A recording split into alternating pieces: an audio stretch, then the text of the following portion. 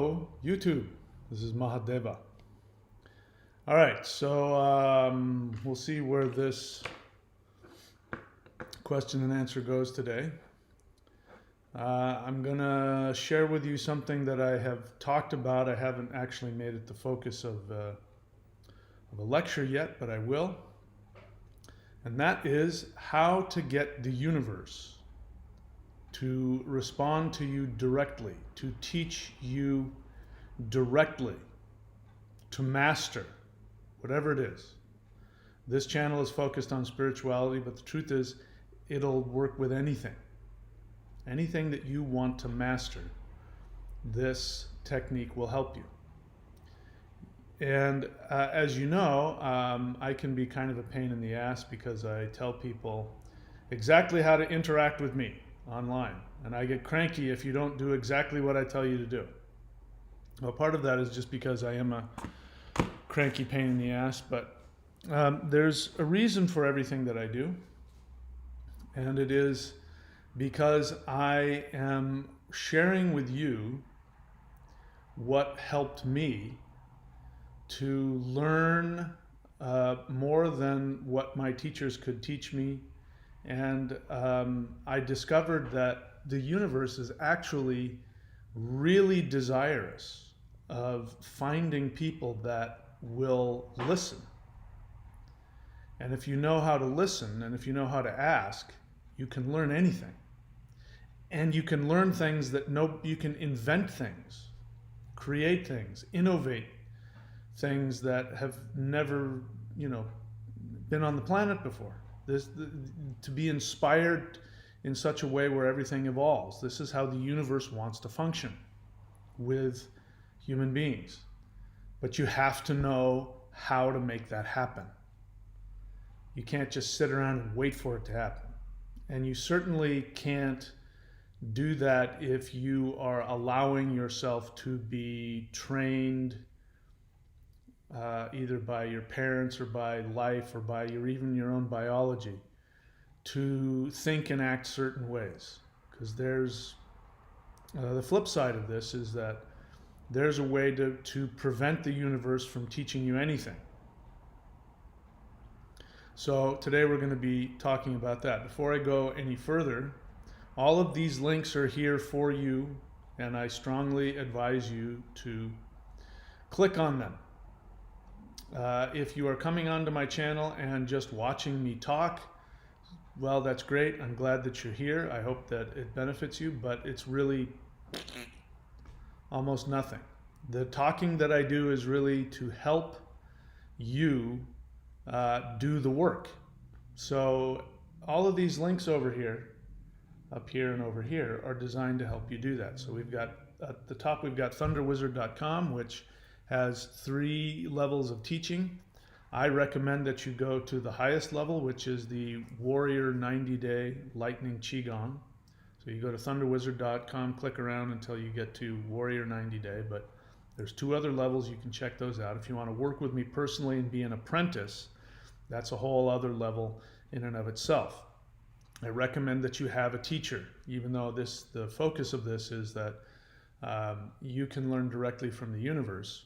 It is necessary for, well, every person I've known. So, I could say it's necessary for everybody, but we'll give maybe some avatars the benefit of the doubt and say, at least for most of us, we need to have a teacher in the beginning. And the whole point of the teacher, if you get a good teacher who's not a cult leader or a nut job or a con man, the teacher is going to be focused on getting you to be self-sufficient.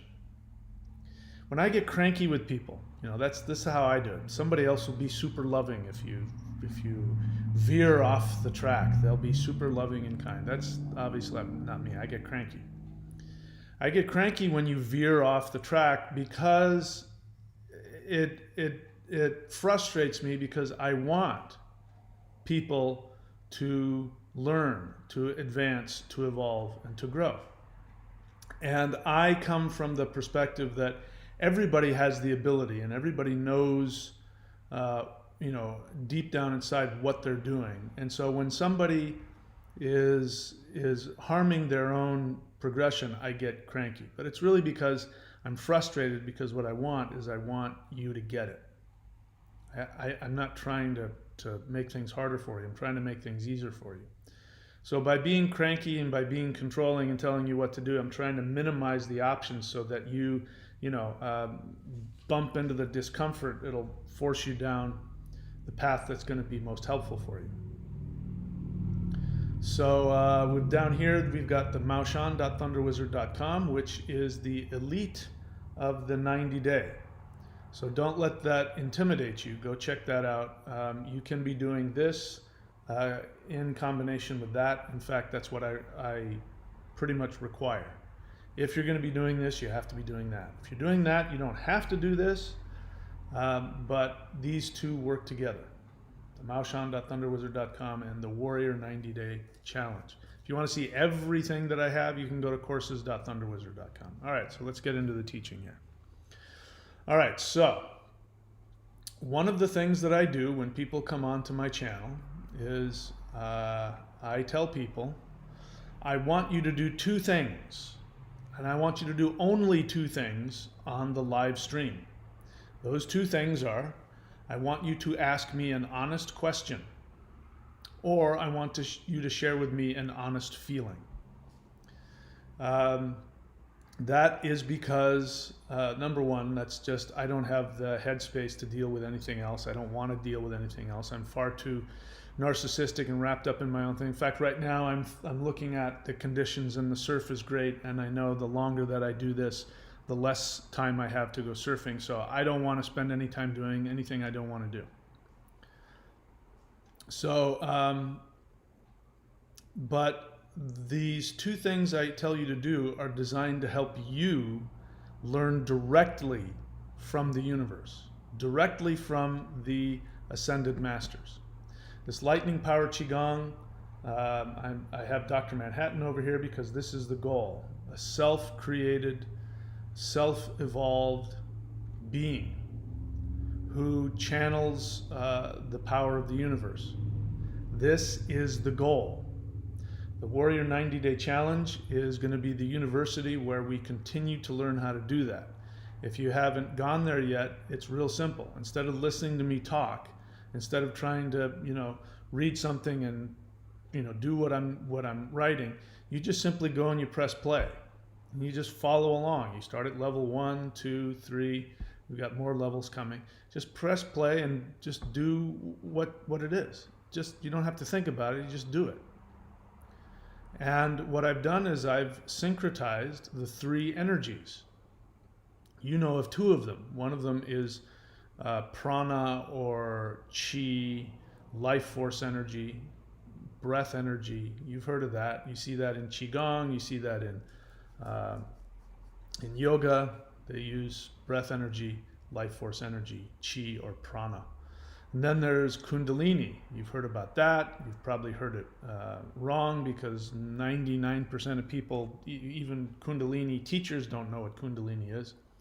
But I have put that in there as well. So you'll tap into the two major energy forces, which are Kundalini and Chi or Prana. And there's a third energy, which almost nobody knows about. But the Maoshan, Taoist sorcerers, the guys who started the whole Taoist religion, if you will, 2,000 years ago, they discovered that there's a third energy. This is what Dr. Manhattan over here has mastered, and that is the energy of the lightening power which resides and surrounds the heart. It's normally self-contained. It protects the soul from two-dimensional reality and protects or three-dimensional reality, and it protects three-dimensional reality from the infinity of the soul. But they found a way to, through movements, just simply through movements, to tap into that and release it into the body, which is what you see happening with Dr. Manhattan over here. So I have combined all of these three things. You don't even have to know what they are. I end up explaining them to you so that you can learn how to master them. And we do this here in the 90-day challenge. So go there, subscribe. If you don't like it, you can unsubscribe. It's very hard for me to believe people don't have that kind of money. I mean, the amount of money that people spend on cars and phones and video games and coffee and cigarettes and whatever else you spend money on. So it's hard for me to believe people can't afford it. Anyway, let's get into the teaching. All right, so here's how things work. On my channel, I tell you to ask me honest questions, which are you asking me something that you don't know. That's an honest question. You go to somebody and you say, where is City Hall? Can you direct me to City Hall? That's an honest question. You don't know the answer. You want somebody to give it to you. An example of a question that is not an honest question is, so if thus and such is such and such, then does that mean that thus and such is thus and such? That's not an honest question. That's you trying to get me to co-sign something that you believe, something you want to be true. Or in some cases, people want to drop a comment and they'll write the word question when what they really want to do is drop their comment. Some people will use that to be sarcastic and destructive, and I just block them. Not everybody can tell the difference. Some people say honest feeling. So let's talk about honest feelings. An honest feeling is I'm afraid, I'm angry, I'm happy, I'm sad, I'm confused. When you, Mahadeva, say this, it makes me feel confused, it makes me feel scared, it makes me feel happy. That's different than saying you're wrong, that's not what it is, I'm not interested in arguing with you. A feeling isn't honest feeling. I think that blonde-haired women are sexy. That's not a feeling, that's a thought.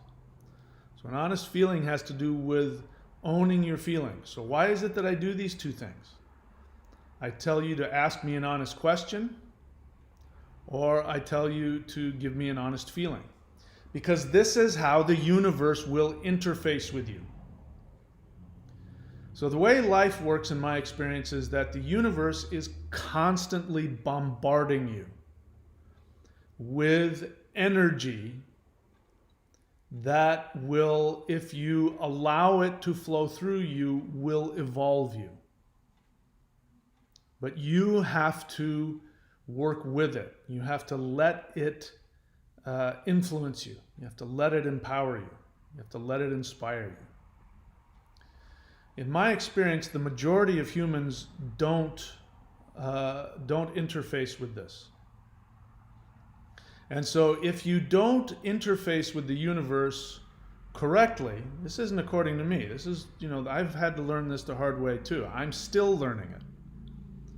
If you don't interface with the universe correctly, then your experience is that nothing's there. This is why people think that there is no God, or God doesn't love them, or nothing works for me. And then you start to operate from your lower self, your animal self, the reptilian brainstem of fight or flight.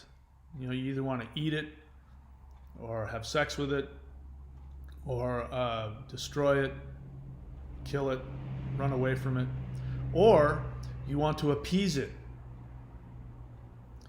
You've heard of fight or flight, right? So you're either going to fight it or you're going to run away from it. That's your lower brain, your most primitive part of your brain, which is necessary for survival, by the way. There's nothing wrong with it. But you've heard of fight or flight, but there's another one, which is tend and befriend. This is another way of talking about being codependent. If you notice, I really come at people who I find to be codependent. It's because it's operating from your fear-based lower brain. Tend and befriend. You want to kiss people's ass. You want people's approval. You want to be accepted by society. And if you don't have these feelings, then you're either in denial or you're lying to me. Because we all have it. We all have it. And when we need to learn to have all these things, and yet, when necessary, evolve beyond them.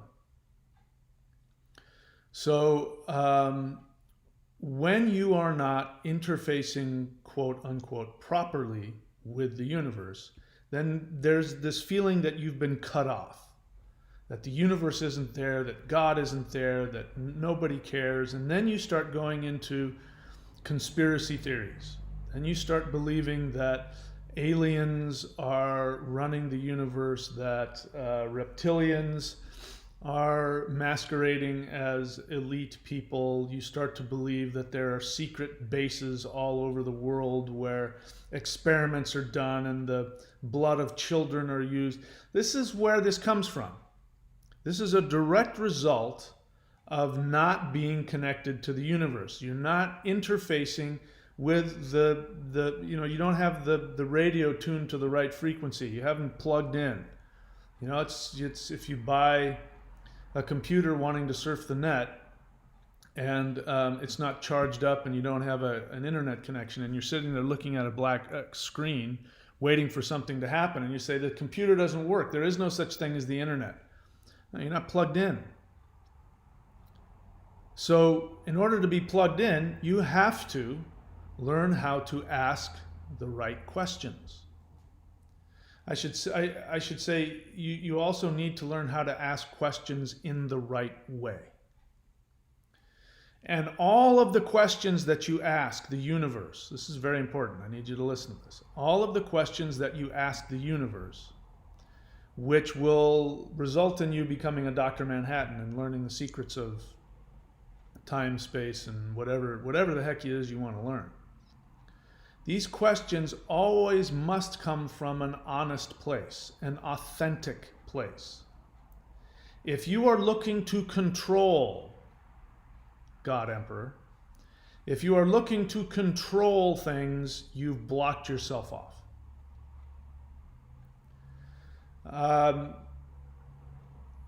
In order to be Dr. Manhattan and control the universe, you must actually seek to not control anything. You must seek to become nothing, just like he is here. He turns into nothing. Then he reinvents himself. He recreates himself. But in order for him to channel all of that, to be able to, see time and space and go to Mars and back whenever he wants, he has to actually be nothing. He has to be zero. This is the dichotomy. You must be individuated, meaning that you cannot base your life on what other people want, what other people need, what other people expect from you.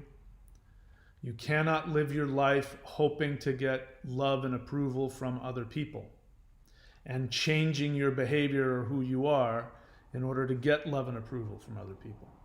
So you have to be individuated. You have to have healthy narcissism. And at the same time, you have to be empty. You have to be nothing. You have to have no agenda on yourself, on anybody else, or anything else in the universe. And then you have access to everything. So if you were to ask Dr. Manhattan over here, when he does things like this and manipulates matter, when he is able to see the future and the past, when he's able to, bilocate, be in multiple places at once, or be able to transport himself to other planets. If you were to ask him, he would say, I become nothing and I let the universe control me, and by surrendering to the universe, it surrenders itself to me. And so it's an illusion that he's controlling things. He's not. And being in that middle place, you have to be everything and nothing all at the same time. And this is where people bounce back and forth. And the whole lesson of being human, the reason why you incarnated to be human, was to learn this duality of being nothing and being everything all at the same time. So in order to make that happen, you have to learn how to ask the right questions. You have to learn how to ask questions in the right way. So this is what I'm doing when I'm constantly hammering about you. That's not a question. That's not an honest question. That's not an honest feeling. I'm doing that because besides the fact that I'm a pain in the ass, cranky, bald guy, I'm really wanting to help you. I don't want to waste your time. This is the other thing. I have no interest in wasting your time. I don't want you to waste my time, and I don't want to waste your time. So, in order to know what questions to ask, you have to know what you're feeling at any given moment. You have to know what you're feeling. If you're not clear on what your deepest agendas are, if you're not willing to look at yourself ruthlessly and know what your deepest feelings are, you won't be able to ask an honest question. And when you're not able to ask an honest question, the universe will give you a blank stare. It won't respond to you. You will think you're being rejected. But that's not what it is. It's waiting for you to ask the right questions, which are going to come from your deepest soul desires. It's going to come from your deepest essence, your deepest authenticity. So in order to be truly authentic, you must not judge yourself. If you don't judge yourself, you have ultimate freedom. You have the ultimate freedom to feel whatever you feel, to want whatever you want, to be stimulated in whatever way. You can be full of hate, you can be full of anger, you can be full of sadness, you can be full of pain. You can have whatever thought and feeling and desire and impulse that is there, if you don't judge yourself. So if you don't judge yourself, there's no right, there's no wrong, which means that you don't have to respond to your impulses, because there isn't a right or a wrong impulse. There's only the impulses that are going to serve you, and that's really the only question. Does this serve me? Does this help me be happy? Does it help me be happy, constructive, prosperous, find love in my life? These are the things that you need. You don't need anything else. But you have to know all of your feelings. You have to know. You have to be willing to look at all of the things that you have been programmed not to think and not to feel. For example, in in churches and in New Age spirituality, you're not allowed to have any negative feelings. Only love and light. I only focus on love and light. I don't have any negative feelings, because you're told that's not spiritual, which is shame. That's self-judgment. The idea that God judges you. The idea that there's such a thing called sin. That you can do something that makes the universe hate you and want to destroy you. This is shame. There is no shame. There's no right, there's no wrong. There's just what gives you life and what doesn't give you life. That's it. So when you ask the universe a question, you have to ask it honestly. But what you should be focused on is learning to find the most practical ways to have happiness. Not just peace, not just, not fighting with your hatred and your anger and your murderous rage. You don't have to fight with that. You don't have to make that go away. The universe does not judge you on your feelings. The universe doesn't care. This is, again, why the law of attraction is so toxic. The law of attraction is actually abuse. It is projecting onto the universe your abuse that you suffered as a child, either with your parents and or with society, because abusive, narcissistic people demand that you feel a certain way all the time. They demand that you that you're never angry, that you're never upset, because they can't tolerate anybody not loving them and thinking they're God all the time. This is narcissism. You have to treat me like God all the time or I must destroy you. This is Jehovah. Jehovah says very clearly, he says, you either love me or you hate me. And he says that those that follow all of my commands to the letter love me. And if you love me, I will bless you this way, and I will give you riches, and I will give you this and that. And he tells you all the things he's going to give you, all the blessings he's going to give you, if you love him. And of course, if you love him, that means you do everything perfectly. And then he says, if you don't follow all of my commandments to the letter, then you hate me. And if you hate me, I hate you. And if I hate you, I'm going to curse you with boils and with this and your children for 6 generations. So there's no middle ground with Jehovah. You either love him or you hate him. And there's no middle ground where you have the opportunity to love some of him and not like other parts of him, or hate him. Little kids, if you've ever had little kids, at some point your little kid will look you in the face, usually between 2 and 4 years of age, look you in the face and say, I hate you. I want a new mommy. I want a new daddy. I hate you. And a good parent will go, you do? Yes, I hate you. And you'll go, okay, I understand. Come here, give me a hug. And you won't judge them for that, because that's just a little kid. He's just having a feeling. He's not going to do anything about it. In 10 minutes, he's gonna wipe his tears and he's going to love you again. You don't judge people for their feelings. Jehovah judges you for your feelings. If you don't love him, then you hate him.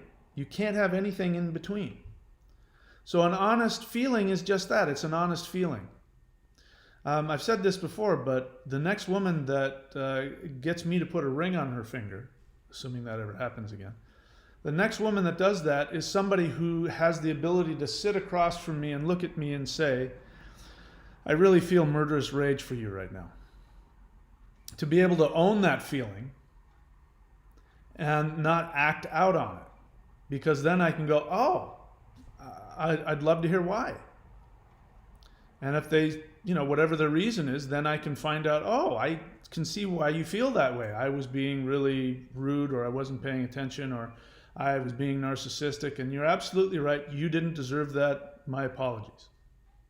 Or I'll go, that wasn't what I was thinking at all, but I'm sorry that you feel that way, and how can I help you? The relationship will work best when you're at your worst, you're still able to look somebody in the face, have your feelings, not judge them, not act on them, and not be judged by them. That's when the relationship is at the worst. If it can still function, then you're going to have a good relationship.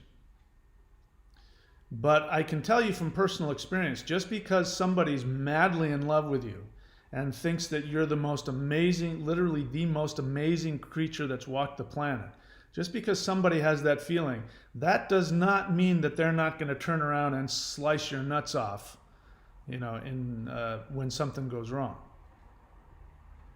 So you can't judge yourself for your feelings. The universe doesn't judge you by your feelings. It judges you by your actions.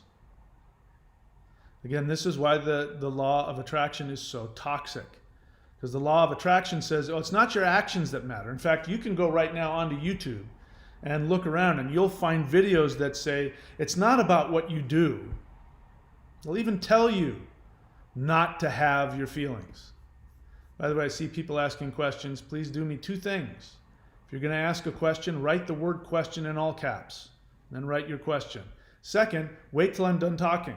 Ask questions about what I'm teaching. All right, I have to cover up the comments or I'll get distracted. So what was I saying? So unlike Jehovah, who's going to judge you for every thought and every feeling that you have, and unlike the law of attraction, which also judges you for every thought and every feeling that you have, because that's what it does. It's very toxic. It's an abusive parent, because that's what your abusive parents, if you had them, they either verbally told you this or they gave you the feeling with their silence or with their whatever it was, that you better not be upset, and you better not be upset with me. You better be happy. You're going to eat it and you'll like it. I'll give you something to cry about.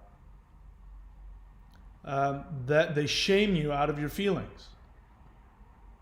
And that, of course, that was done to them, because everybody has some level of narcissism. And narcissism is Jehovah. You either love me or you hate me. And if you love me perfectly. You can't love me anything less than perfectly. Anything less than 100% perfect is 100% evil and wrong, and I have to destroy you for that. And the law of attraction tells you the same thing. It says, as long as you have good feelings, good things will come to you. You don't have to go and do anything. Just sit on the edge of your bed and think happy thoughts, and happy things will come to you. And as long as you feel good about it, if you want to be a millionaire, you have to think about millions of dollars and feel good about it. If you think about millions of dollars and you don't feel good about it, then the universe is going to take that away from you because you had a bad feeling. It's narcissism. And it creates people who are completely dependent, and it creates a codependent relationship, an extremely destructive codependent relationship with the universe, which is that you are valuable when the universe gives you good things, which is, we all feel this way. When we get good things, when we get money, when we get love, when we get health, when we get happiness, when we get prosperity, we feel loved. We feel valuable. So the law of attraction is saying, you only have value to me when you have happy feelings. If you don't have happy feelings, you don't have any value to me, and I will not only cut you off, but I will manifest any negative feelings that you have. This is nothing short of narcissism. This is just the evolution of Jehovah in a New Age love and light package. But the universe does not judge you on your feelings. The universe doesn't judge you on your thoughts, which are not the same as your feelings.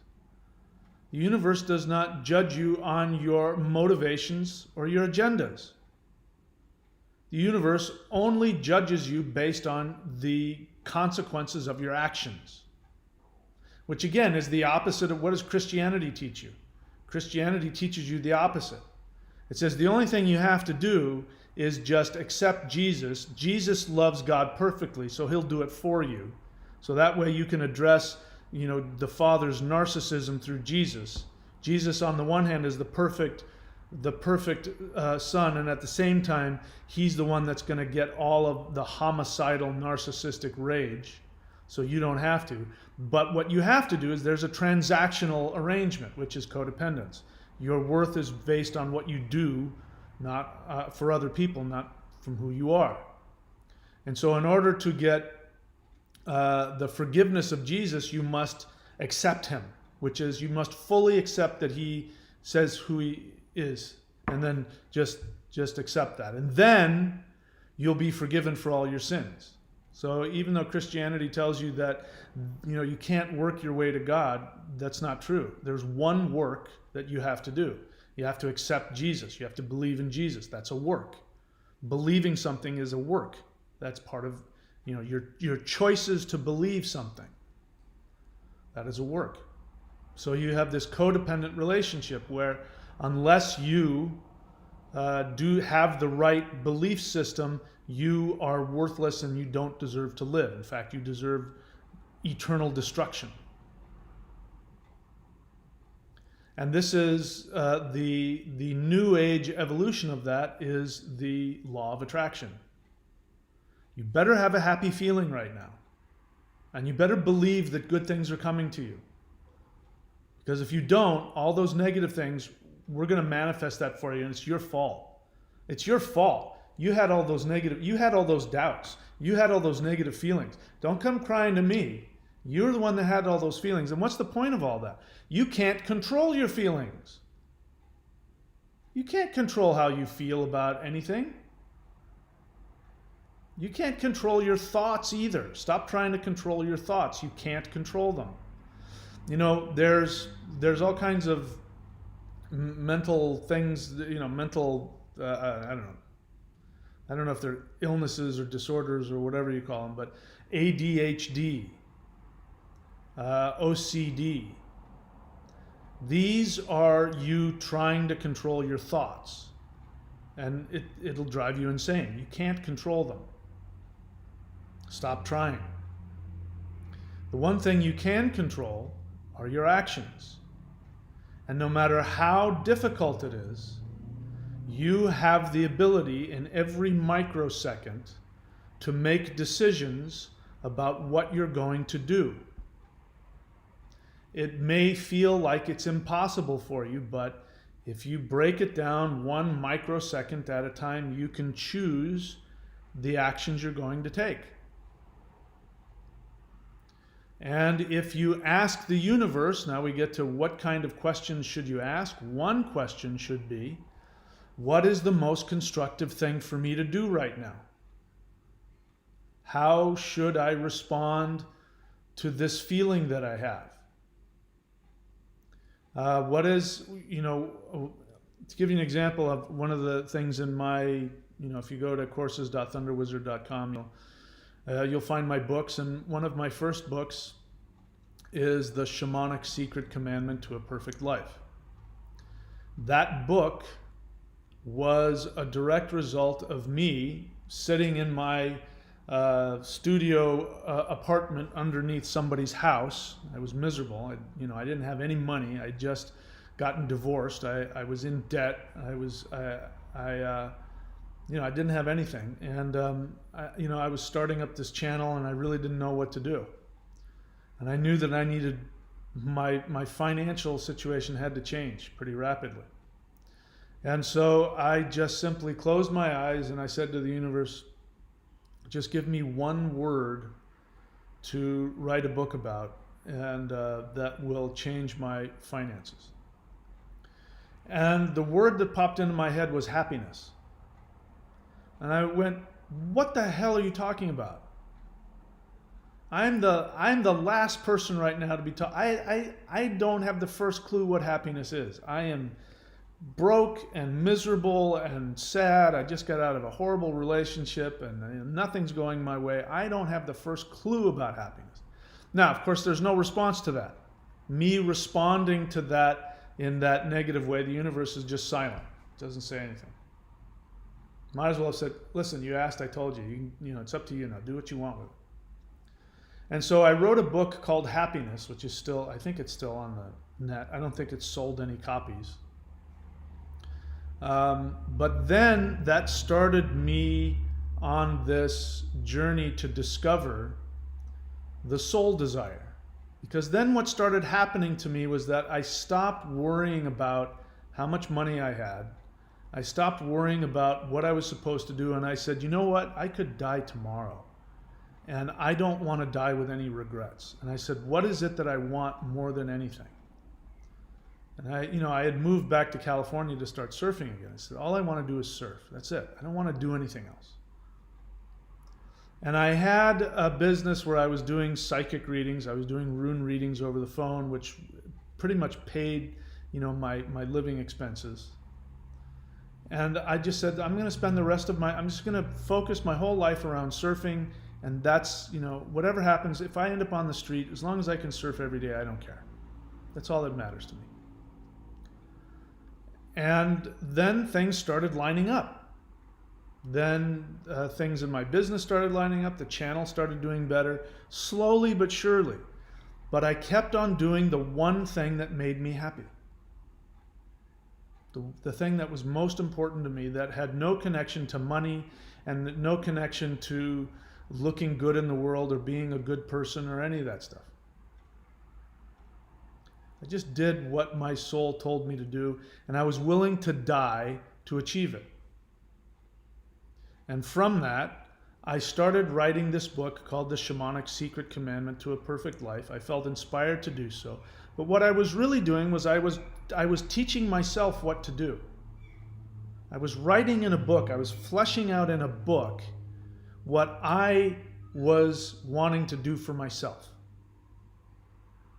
Since then, what I've learned is that that book is the most important book I've ever written. If you can master what's in that book, you won't have to worry about anything. Everything will come to you.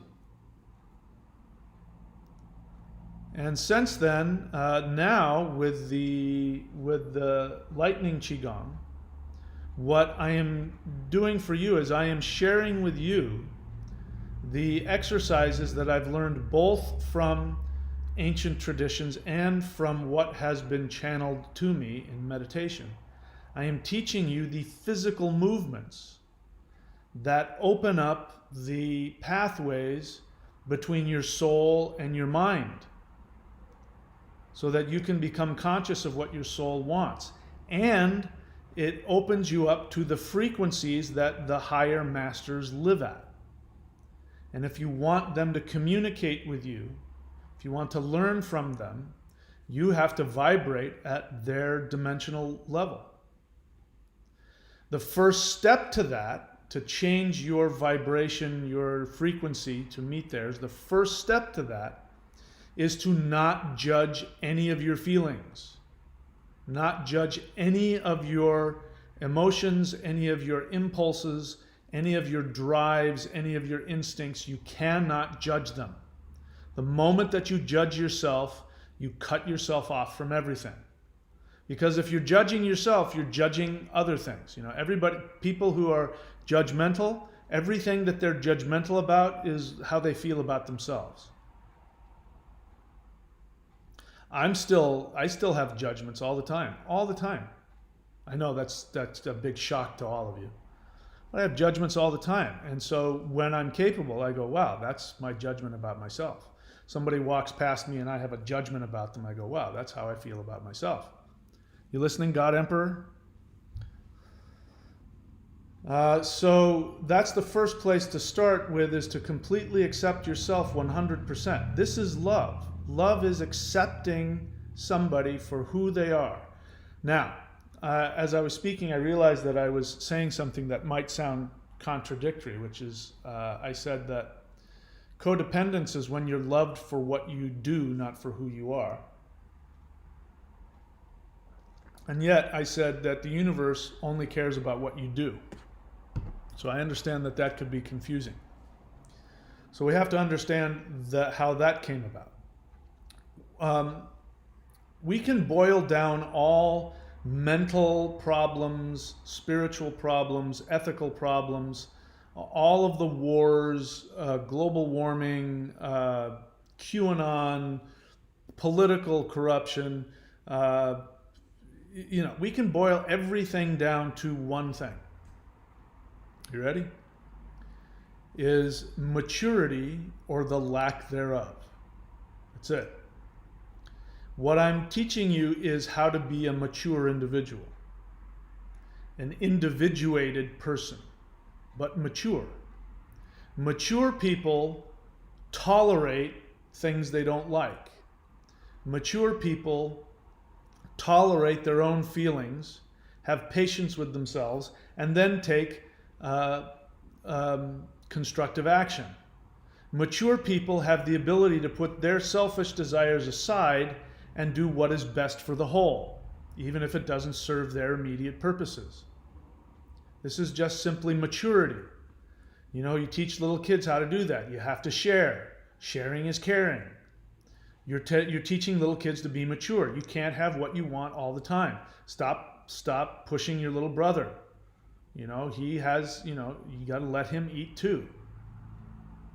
It's just just about being a mature person. When you get into really destructive mental illnesses like narcissistic personality disorder, you have toxic, extreme immaturity. I'm not minimizing it. They have a very serious mental illness. But the bottom line is immaturity. The way to overcome immaturity is through discipline. Again, I'm seeing comments pop up. I haven't opened up the chat to questions and answers, and that's all I want. I just want your questions, your honest questions. I don't want your opinions. You want to spout your opinion, you can do what I'm doing, and you can do it on your own channel. I want your questions and your feelings. That's it. So I don't know. I'm just seeing things pop up on the chat. If you have a question, write the word question and then ask me a question. All right. So what you're finding when you do this work up here, those of you who are doing the 90-day challenge, the lightning qigong, you are starting to see what I've been telling you. You didn't believe me at first, did you? I said, when you do this stuff, you're going to go through a Dr. Manhattan experience. Now, the first experience you're going to have is you're going to feel blissful. You're going to feel happy because you're going to open yourself up to your heart center, which is your soul. Your soul is going to start telling you what you want to do, what it wants to do through you. Excuse me. And then what's going to happen is your unconscious programming. The programming that has the Jehovah programming. We could call it the Jehovah program. Maybe I'll write a book called the Jehovah program. The Jehovah program is the programming that you've been programmed by your parents and by society to some degree. Everybody's been given it to some degree because there's no such thing as a perfect parent.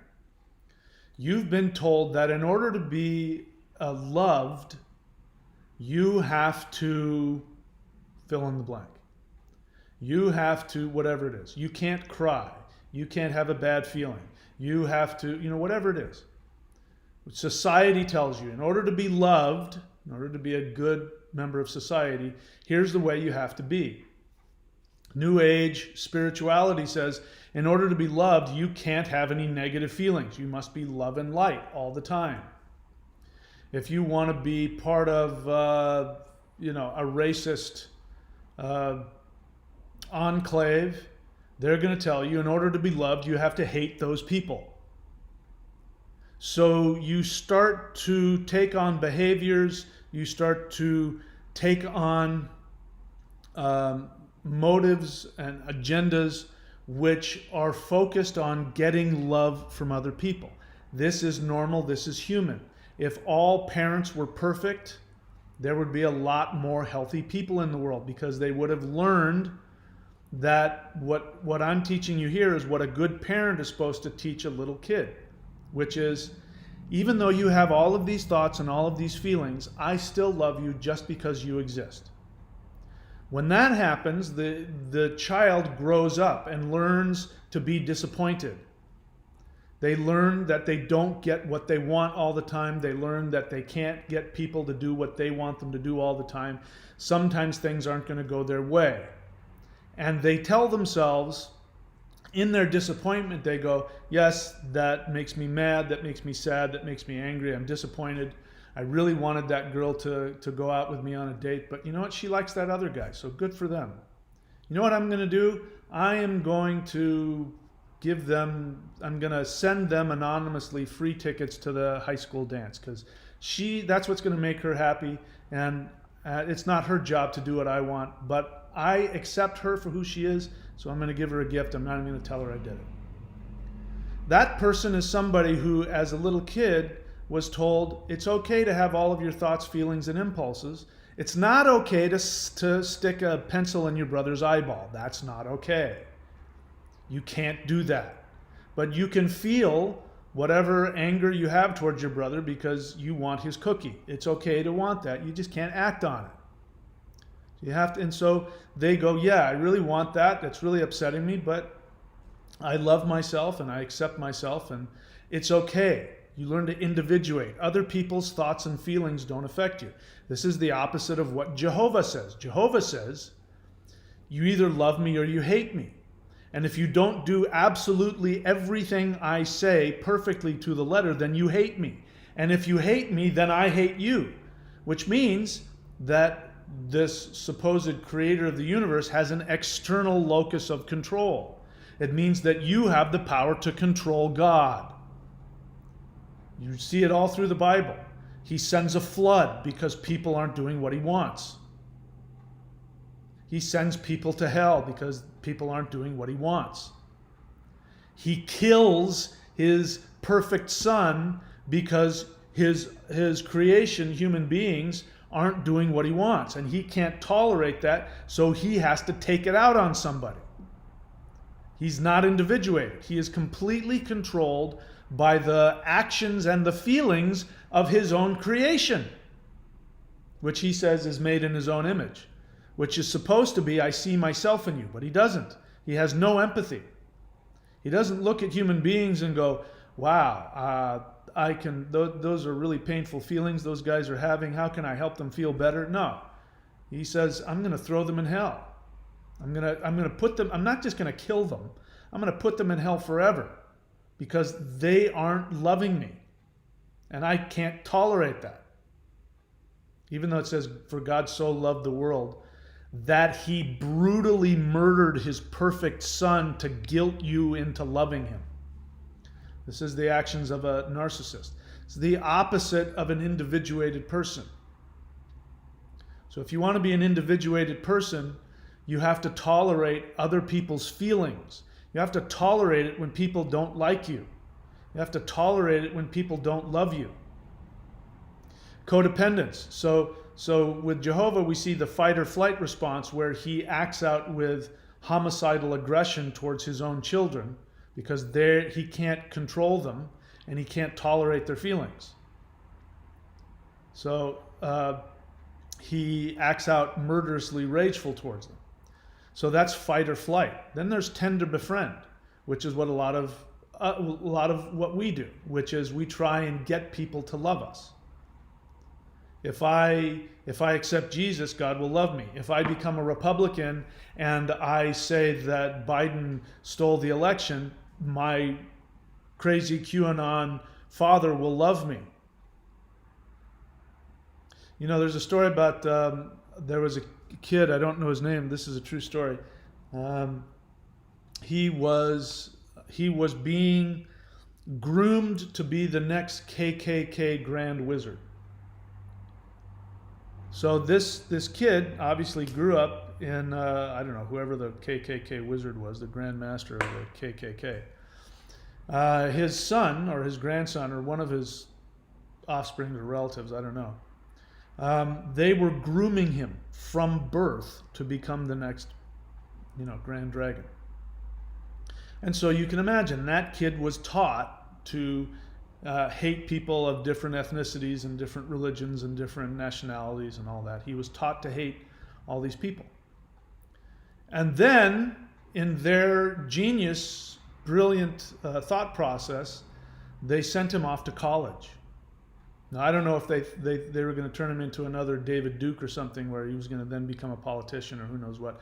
I don't know what they thought they were doing. He went off to college, and for the first time in his life, he spent time with black people and with Jews and with gay people and with Muslims. And he started realizing that these people are just like me. And then he ended up becoming an activist. Now he's this activist for equal rights. I mean, it's just, he had the ability to realize that that's not love. Which means that the majority of us are following programs which we think are going to get us love and approval. Now, this sounds like, don't minimize what I'm saying, because a lot of you are consciously saying, I'm not like that. I don't care what anybody thinks. I know you're saying that. And yet, you're full of rage, you're full of anger, you have poverty issues.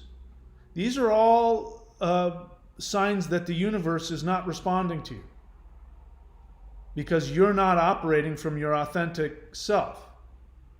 You're projecting onto the universe the feelings you have about yourself, your fears, whatever it is.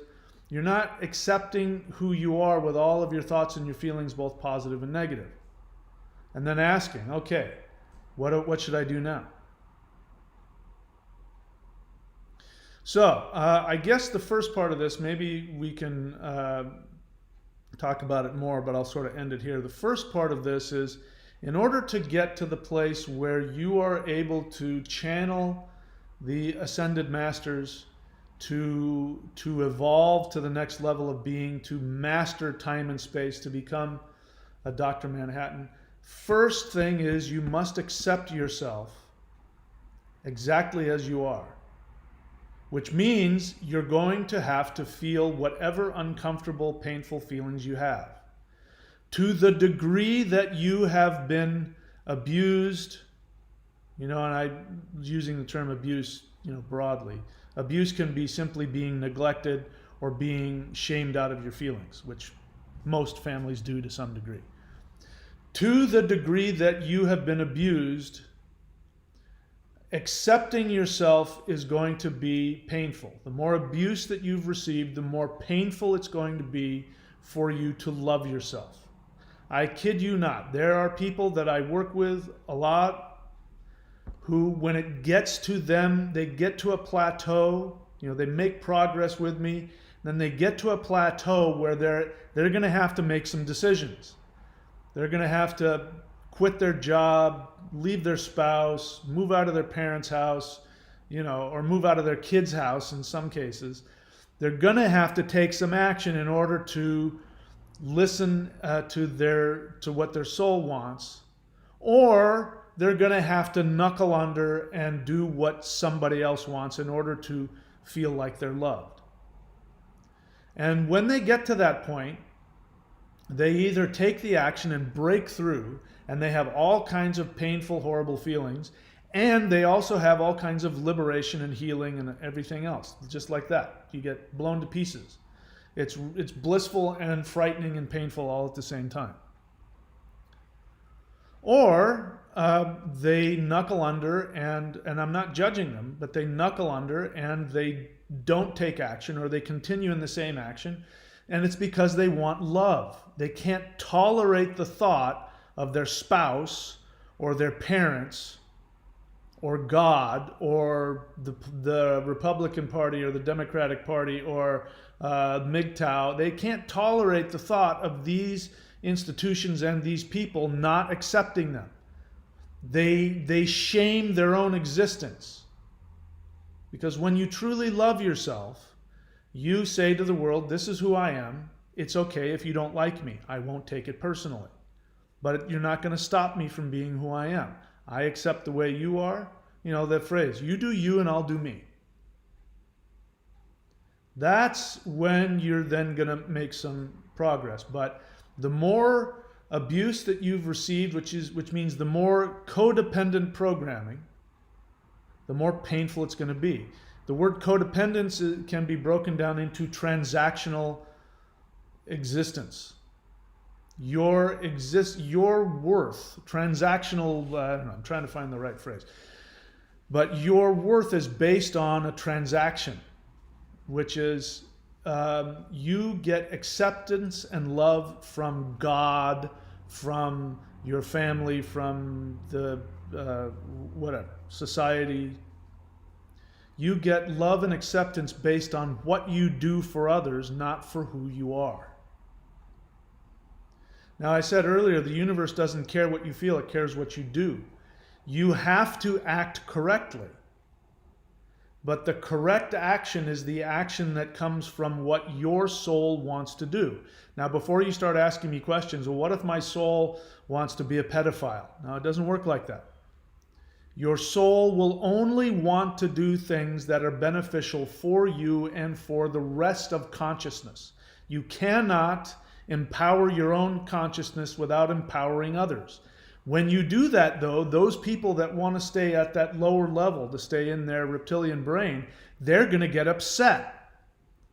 So because somebody gets upset doesn't mean that you're harming them. It just means you're not doing what they want. Don't get me wrong. Sometimes when you upset people, it is because you're harming them. But you will know the difference if you are self-individuated. If you love your essence, you say, I have value simply because I exist. Now that I've gotten my value out of the way and I don't need to find value from other people, now I can act from my own soul. And when I act from my own soul, everybody in the universe will benefit from it, even those who get angry with me because I'm not doing what they want. And it'll hurt. It makes me sad. It makes me angry. It might make you furiously rageful. It might frighten you. It might make you incredibly depressed that people don't love you for who you are. They don't see you. They don't see that you're operating from your soul, and it'll hurt you, anger you, whatever. It'll give you all kinds of negative feelings as well. But it won't be enough to thwart you from knowing what makes you happy. All right, so I could keep going on and on, but I won't. I'm happy to take questions. As you know, questions means you write the word question in all caps, then you ask me a question. Your questions are honest. If they're not honest, I'm going to tell you. And if you drop a comment, you're putting a target on your forehead, I'm probably going to psychoanalyze you. And if you don't like what I say, there's plenty of other channels. Go someplace else. All right, so let's see what we got here. Vincent.thunderwizard.com. I recommend that you go to his website, vincent.thunderwizard.com, and get a Vedic astrological reading from him. So he says hello. Priestess Tia says hello. Hi there. Wandering Ponderer thanks me. Thank you. Okay, what else? Dre Shiva. Dre Shiva is not following my requests. This is my classroom, and in my classroom, I make the rules. If you don't like it, go somewhere else. He says, I wish you would stop pushing politics and left-wing conspiracy theories. I wish that you would stop believing in whatever it is that makes you think that I'm pushing left-wing conspiracy theories. I wish you would learn the difference between news and opinion. I wish you would know the difference between journalism and politically motivated garbage. I wish you would have the ability to allow me to have my thoughts and my feelings and not try and tell me what I should teach on my own channel. That's what I wish. If you don't like what I'm doing, you are free to go somewhere else. You say you really enjoy my content, then here's a suggestion for you. Try and understand why I have such strong feelings about this. Instead of doing what you've been programmed to do, which is to put me in one of two boxes, which I don't fit in. I don't fit in the right or the left, because there isn't just two boxes in the world. So I wish you had more than one box. And I wish you would understand why it is so disturbing to me that I have to talk about it. That's what I want from you. So we're now at a standoff. We got a Mexican standoff. You want to tell me what to do on my own channel, and I want you to stop telling me what to do. You say you like my content, so if you want to stay here, you're going to have to learn how to tolerate me having opinions and feelings that you don't like. This is what I said earlier. If I'm going to marry the woman who can sit there and look at me from across the dinner table and say, I'm feeling murderously rageful towards you right now, and not take any, and still love me and still stay with me and not take any negative action towards me. But Dre Shiva, this is my classroom. I'm going to teach what I want to teach, and I'm going to run my class the way I want to run it. You can do whatever the hell you want. If you continue to be a problem for me, I may block you. Let's see here. Now, Dre Shiva is going to show us his narcissism, because he's going to say, your teachings and practices are very accurate. Well, thank you. I wasn't asking for you to tell me whether it was accurate or not. But I'm glad that you see it that way. Your teachings and practices are very accurate and on the point of the arrow. But in multiple shows, I've heard you push your politics. Please stop doing this. It excludes a lot of viewers. So I want you to write a list of exactly what you want me to say and what I can't say. And so if I do that, then according to you, then I'll make everybody happy. So my job is to make everybody happy so I can get as many viewers as possible on my channel.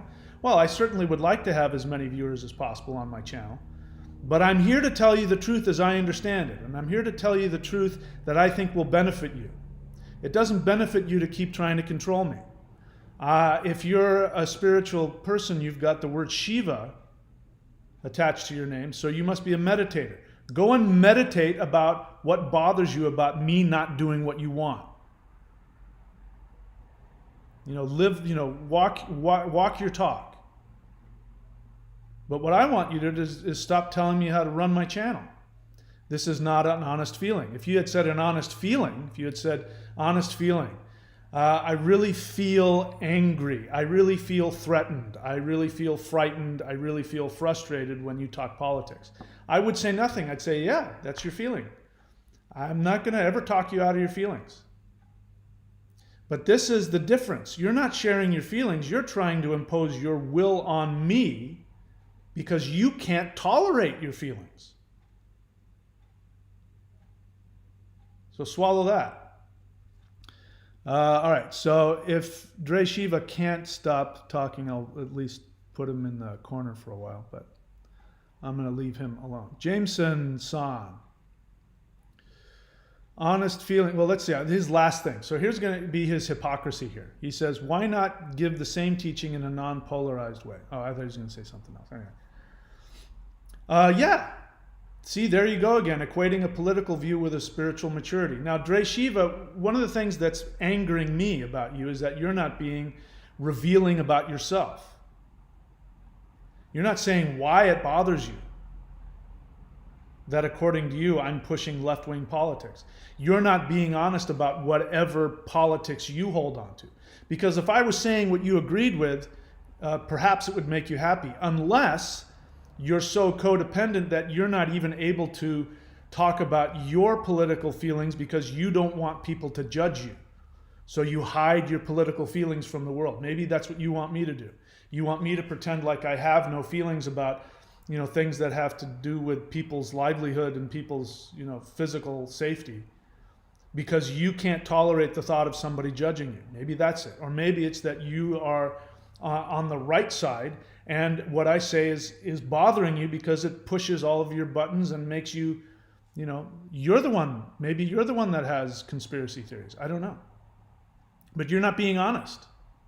So I don't respect that. You can see that it makes me aggressive towards you because you're not being authentic. I tell you exactly why I feel the way that I feel. I tell you exactly what I think is going to happen. So what's the point? I'm not allowed to have a political view because I'm spiritual? You can't see how controlling you are. And that's abuse. Controlling me and the right for me to have my thoughts and my feelings is abusive. And I'm not interested in your abuse. You don't have to be here. I didn't come knocking on your door. Hey, Dre Shiva. Hey, I'm going to talk about some spirituality and I have a lot of political feelings. Is that okay with you? Or I didn't knock on your door and say, hey, I have some political feelings. I need you to log on to my channel and watch my videos, and you have to accept everything I say. I didn't say that. You're free to do whatever the hell you want. You can listen and listen to the stuff you want and not listen to the stuff you don't want. You can decide that what I'm saying bothers you, and if you can't tolerate it, you can go to another channel. But you don't have the right to tell me what to do, any more than I have the right to tell you how to live your life or what videos to watch. So, walk your talk, man. What else? Jameson-san, honest feeling. I've been licking my wounds for years and this imposed perfectionism is so paralyzing. I hate it and myself for not being okay. I want to be held and encouraged, but struggle to do that for myself. I understand. And this is maturity.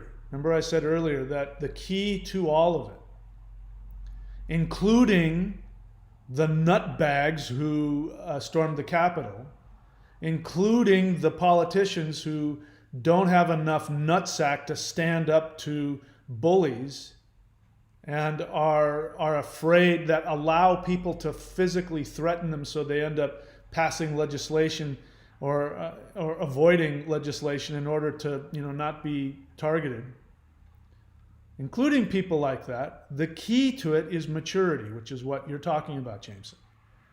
Having the ability to to know that nobody right now is going to do what your mom didn't do. This is the unfortunate thing about it.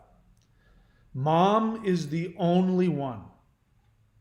Mom is the only one that can love us unconditionally. There's no other being in the universe that can do it. Only mom can do it. If mom fails to do that, then then our psyche, the way we've evolved, is that when mom loves us unconditionally, we cry, mom loves us. We shit our pants, mom loves us.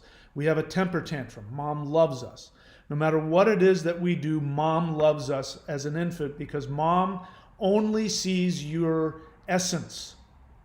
Your emotions are enough. If you have an emotion, mom responds and says, you have an emotion, therefore you have value, you exist. You're the most valuable being in the universe, simply because you have a feeling and an emotion right now. And if mom does that, then the person grows up to be individuated. The person grows up to be able to tolerate when somebody has a different political viewpoint and doesn't try and silence them. They go, I don't agree with that. I don't like what he's saying, but I like the rest of it, so I'll sit and wait for the part that I'm looking for. And that's okay. He can feel whatever he wants. This is his channel. That's individuation. That's maturity. So you're learning how to do that for yourself, Jameson-san. Mom didn't do it for you, and that's never going to change, and it is a tragedy. It is a tragedy worth sobbing and crying over. It is a tragedy worth yelling and screaming about. It is a tragedy. And now you have to do it for yourself. But mom taught you not to. Mom said, if you want me to love you, you can't individuate. In fact, if you individuate, you'll kill me. And if you kill me, you don't deserve to live. This is what Jehovah says. Dre Shiva could be angry with me because he could say, I don't like it when you talk about religion. Why do you have to be that way about religion? I don't want you to talk like that. He doesn't have a problem with that. But there's something he does have a problem with. He can't tolerate letting me be an individual on my own channel. You, Jameson-san, have been told by your mom that you don't have the right to have any of your feelings. Any of them. Your mom taught you, I'm saying this because I know Jameson, so I'm not just randomly judging him right now. Your mom taught you that you're not supposed to have any feelings that I don't tell you to have. And even then, when you have the feeling I tell you to have, you're not supposed to have that one either. So this is why any feeling that you have creates this trauma within you. Because we are all taught to want mom's love. If we are loved properly, what will happen is we will commit murder, quote unquote, psychologically against our parents. And we will be empowered to do so. This is, go on your own, fly out of the nest, be your own person. This is why at 18, when I was a kid, a lot of my friends got kicked out of their house. If they didn't have a job, well, that's too bad. You're on your own. It was a very kind, wonderful thing to do. Parents were saying, go be yourself. You're supposed to, by the time you get to be 18, go, I can't wait to get the hell out of my parents' house. Jeez, I want to be my own self. It's because you have to murder your parents in order to individuate. Not physically. Don't get me wrong, I'm saying psychologically. It feels that way. Of course, it feels that way. All you're really doing is saying, I love you, Mom and Dad. Thanks for all the support. Now I'm going to go live my life. But it feels to the unconscious like you're murdering your parents. Now, if your parents did not allow you to learn how to nourish yourself, then it's going to be traumatic. It's going to be extremely traumatic. Look, my brother, last time I knew, my brother, 5 years older than me, was homeless. Homeless and panhandling. Living on the street and panhandling. And nobody could get him off the street. There were numerous programs for him to go to, church-related, whatever, that he could go, get free room and board. As long as he followed the rules, they would help him get a job and get back on his feet. And he refused to do it. And it's because he never learned to individuate. He lived with my mom until she became incapacitated, and then my uncle stepped in and kicked him out. Said, your mom's not able to take care of herself. We're going to put her in a assisted living facility, and so you're on your own. And instead of my brother picking himself up and going and getting a job, he lived on the street. Lost his identity. He lost his license. Any ID. And he and I lived in the same house. And I know, because I've watched him his whole life, there's no good reason for that to happen. But I understand why it happened, because my mom did not encourage him to individuate, and he could never let go. He lived with my mom for as long as he could. Into his 50s, he lived with my mother. That's what happens when somebody still wants mommy's love. Because if you don't get it at an infant or toddler stage, and it's, to the degree that you didn't get it, you stay attached to your mother. Because you're waiting. My brother's still waiting for my mom to tell him his existence is enough. He doesn't have to do anything other than just exist to have value. He's still waiting for it. He'll probably die before he ever gets it. So Jameson, your mom's not going to give that to you. And it doesn't matter why. She's not going to. And now you have to give it to yourself. You want to be held and encouraged, but you struggle to do that for yourself. Number one, because you weren't supposed to. Somebody was supposed to do it for you. And then on top of that, not only is it tough to do it for yourself, but you have all of this programming telling you, if you do this for yourself, you'll kill your mother, and you need her to love you. This is why people stormed the Capitol. Every single one of those people who stormed the Capitol are still waiting for mommy to tell them that you have value in and of yourself, that you don't need anything, that you are your own reason for existence. Nobody's love, nobody's approval will mean anything.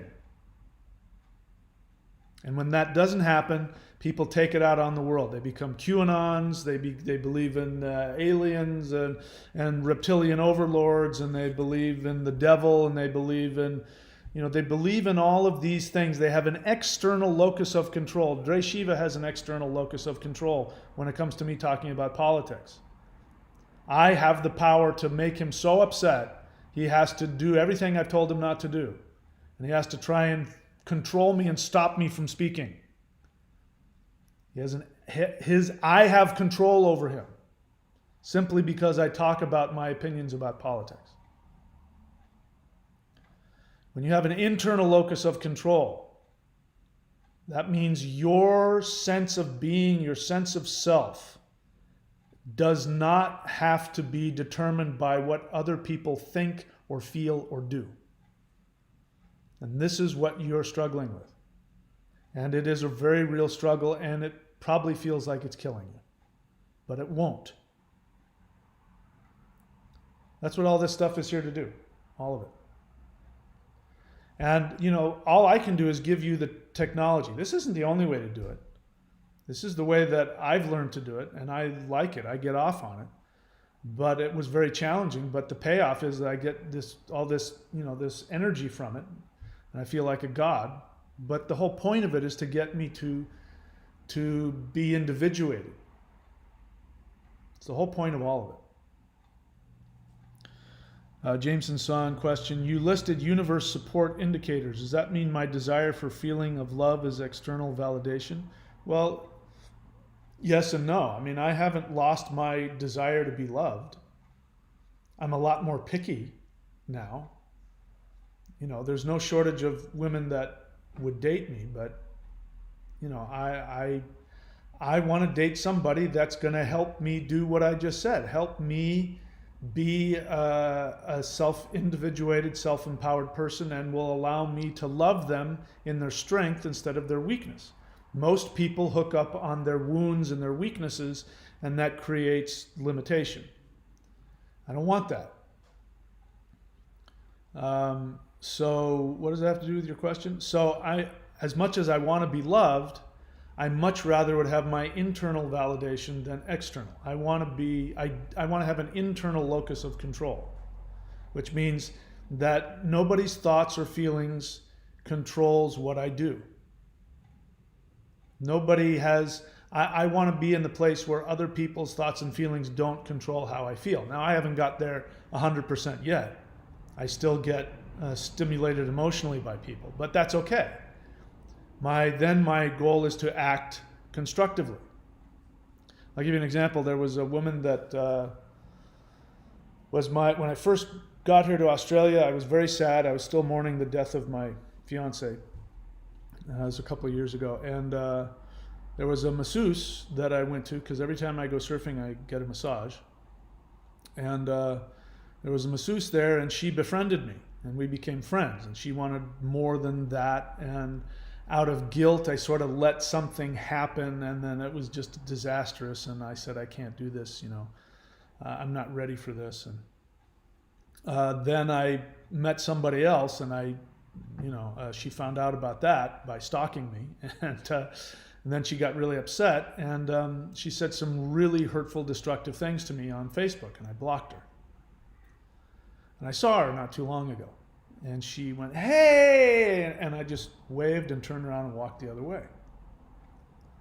Everything inside of me wanted to go up to her and say, do you realize what you said to me and how destructive that is? And it would have just created another weird codependent kind of thing, and I would have felt responsible for her feelings, and she would have been whatever she was. I already knew she wasn't what I wanted in my life. She had already proven that she was destructive to me. And she probably wasn't going to change. And it's okay. I have to live with, the guilt that sometimes comes up that, I should go talk to her and make it right. I don't have to do that. When you say the things that she said that were so hurtful, some of the most hurtful things anybody's ever said, yeah, you've lost the right to have me in your life, and that's okay. I don't need to go fix you now. You can live your own life. So that's exercising an internal locus of control, even though a lot of me wants to go and placate her and or punish her. And then none of those things are helpful for her, and they don't do anything for me. So I have to put the effort in of, if I see her, I got to avoid her. I'm not going to, I don't want her in my life, and I don't want that craziness. And I don't have any anger towards her. She can live her own life. I don't want to get in the way of that. Let her learn her own lessons. It's not my job to sit her down and explain to her how she's, destructive. And it's not my job. She can figure that out on her own. That's an internal locus of control, letting people be themselves, and then living with the part of you that wants to be loved and accepted and all that. That's okay.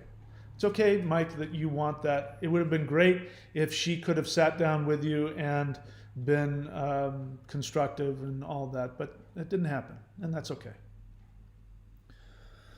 Priestess Tia, honest feeling, this lesson on judgment has just helped me shed light on my true feelings regarding what I judge to be immature and my own immaturity. Judgment is as good as any mirror. Yeah, thank you. I agree. Yeah, I don't have anything to add to that. And that was well said. Vincent.thunderwizard.com. Question, is there any difference between one's intuition and guidance from the universe? Well, intuition, the word intuition assumes that you're getting guidance from the universe. So what you're really asking me is, what is the difference between what my unconscious mind tells me and what the universe tells me? And yes, there is a difference. a large number of people are getting their information from their own unconscious, and they think it's intuition. So this is something you have to learn. This is why, I never do rune readings for myself. Because my unconscious mind, my lower self, is what determines what, runes come out when I do a reading. So if I've got unconscious agendas or desires and I want to know, am I going to become a millionaire next week? My unconscious mind, if it has a fantasy about that, it's going to create that. Or it's going to put a fear out there. If I have a fear of money on an unconscious level, it'll tell me, no, you're going to be poor for the rest of your life. So there is a difference. And this is something you have to learn. So for instance, the Hool breath, for those of you who are new to the channel, this is the one thing I recommend that you do. This is my gift to you. If you do this for the rest of your life, you won't need anything else. The Hool breath, H-U-U-L breath. That came as a result of, in meditation, I said, give me one word, one breath, one sound that will heal me, because I was having a lot of energy imbalances for a bunch of different reasons. And the Hool breath came to me. It wasn't huge. The skies didn't part. I just very vaguely, sort of in the back of my mind, I was given this sound and this technique. And I almost discarded it. I almost said, that's just my own head talking. But instead I said, okay, who knows? And I did it. And I felt the power immediately. I went, whoa, I've never felt anything like that before. And then, before I taught it, I went and researched it. And I won't get into the story. I wrote about it in my book, but the Thunder Wizard Path. But after researching it, I came to the conclusion I did not make this up. This came from the gods. And then I started teaching it. And now everybody else tells me the same thing. So, in other words, you have to reality test it. Just because you had an intuition doesn't in itself mean anything. When you learn, this is why it's important to know your own feelings. If you can get honest with your own unconscious agendas, why I tell you to give me an honest feeling. If you can, like again, Dre Shiva, I would feel like we had accomplished something if you were able to just talk about your feelings. That's okay. I can't judge you for your feelings. What I'm responding to is your need to control me and tell me what to do. Then you're going to get a strong response from me, because that's one of the worst things you can do for me. I can't stand being controlled. So don't fucking tell me what to do on my own channel. You want to have the worst, you can tell me that you want to, you want to kill yourself because you can't stand, or you want to kill me because of what I said. I'm going to go, oh, okay. I'm going to let you have your feelings, because there's nothing wrong with having a feeling. But then learning how to act constructively, which is, letting people have their own feelings. Turning it off if you can't stand listening to it. Not trying to control people on what they do and what they say. That's abusive. And people are abusive when they don't tolerate their own feelings, and or they don't know what their own feelings are. It's very possible that when I talk about politics, which I'm really not talking about politics, let's just be clear about this. I'm not sitting around talking about whether or not we should have, whether there should be standardized medicine or socialized medicine, or actual political things like, should there be, more incentive? Should people be taxed for this? Those are political discussions. Whether or not somebody won a fucking election is not a political discussion. Whether or not somebody has the right to put themselves up as a fascist dictator is not a political discussion. And so it's very possible that, Dre Shiva can't tolerate his own, or may not even be aware of his own unconscious agendas about this. Because as I say, people who follow Trump are projecting onto him everything I've been talking about. There's no doubt in my mind, every single person that looks at Trump and doesn't see any of the really crazy, destructive crimes that he's committed, forget about just his problems, every single one of those people is projecting onto them either themselves or their abusive, narcissistic parents. You're not going to talk me out of that. That's not a political thing. That's like if we were in Nazi Germany and Hitler's talking about rounding up the Jews and killing them or putting them in ghettos or in camps. And if I start speaking out against that, you're going to say, don't talk politics in front of me. This isn't about politics anymore. This is about fucking people. I don't give a shit. I voted Republican and Democrat. There's no shortage of Republicans who are on the right who think that Trump is a danger. That's not a political thing. So maybe Dre Shiva, for whatever reason, can't tolerate the anger. Maybe he can't tolerate the anger. Maybe his parents fought with each other. And so in order to survive his mom and his dad fighting over politics, he just chose not to have an opinion because he won't allow himself to have an opinion. I don't know. I'm guessing. It could be all those things. But this is exactly what I'm talking about. Being self-individuated. Not having to control what other people say, think, or do. And not judging people for what they say, think, or do. And bear in mind, I don't judge Trump as a person. I judge his actions. His actions are destructive. He's committed treason multiple times. He has destroyed democracy, potentially. Watch what happens in the next 4 years. Democracy might be dead, and he's directly responsible for that because of his actions. That's what I judge him on. I don't judge him for his politics or lacks thereof. I could care less about that. I don't judge him for the fact that he was abused as a kid and that's why he's a narcissist. I don't judge him for that either. I have compassion for him because of that.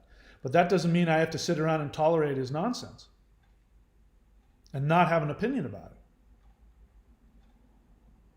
it. Okay, what else?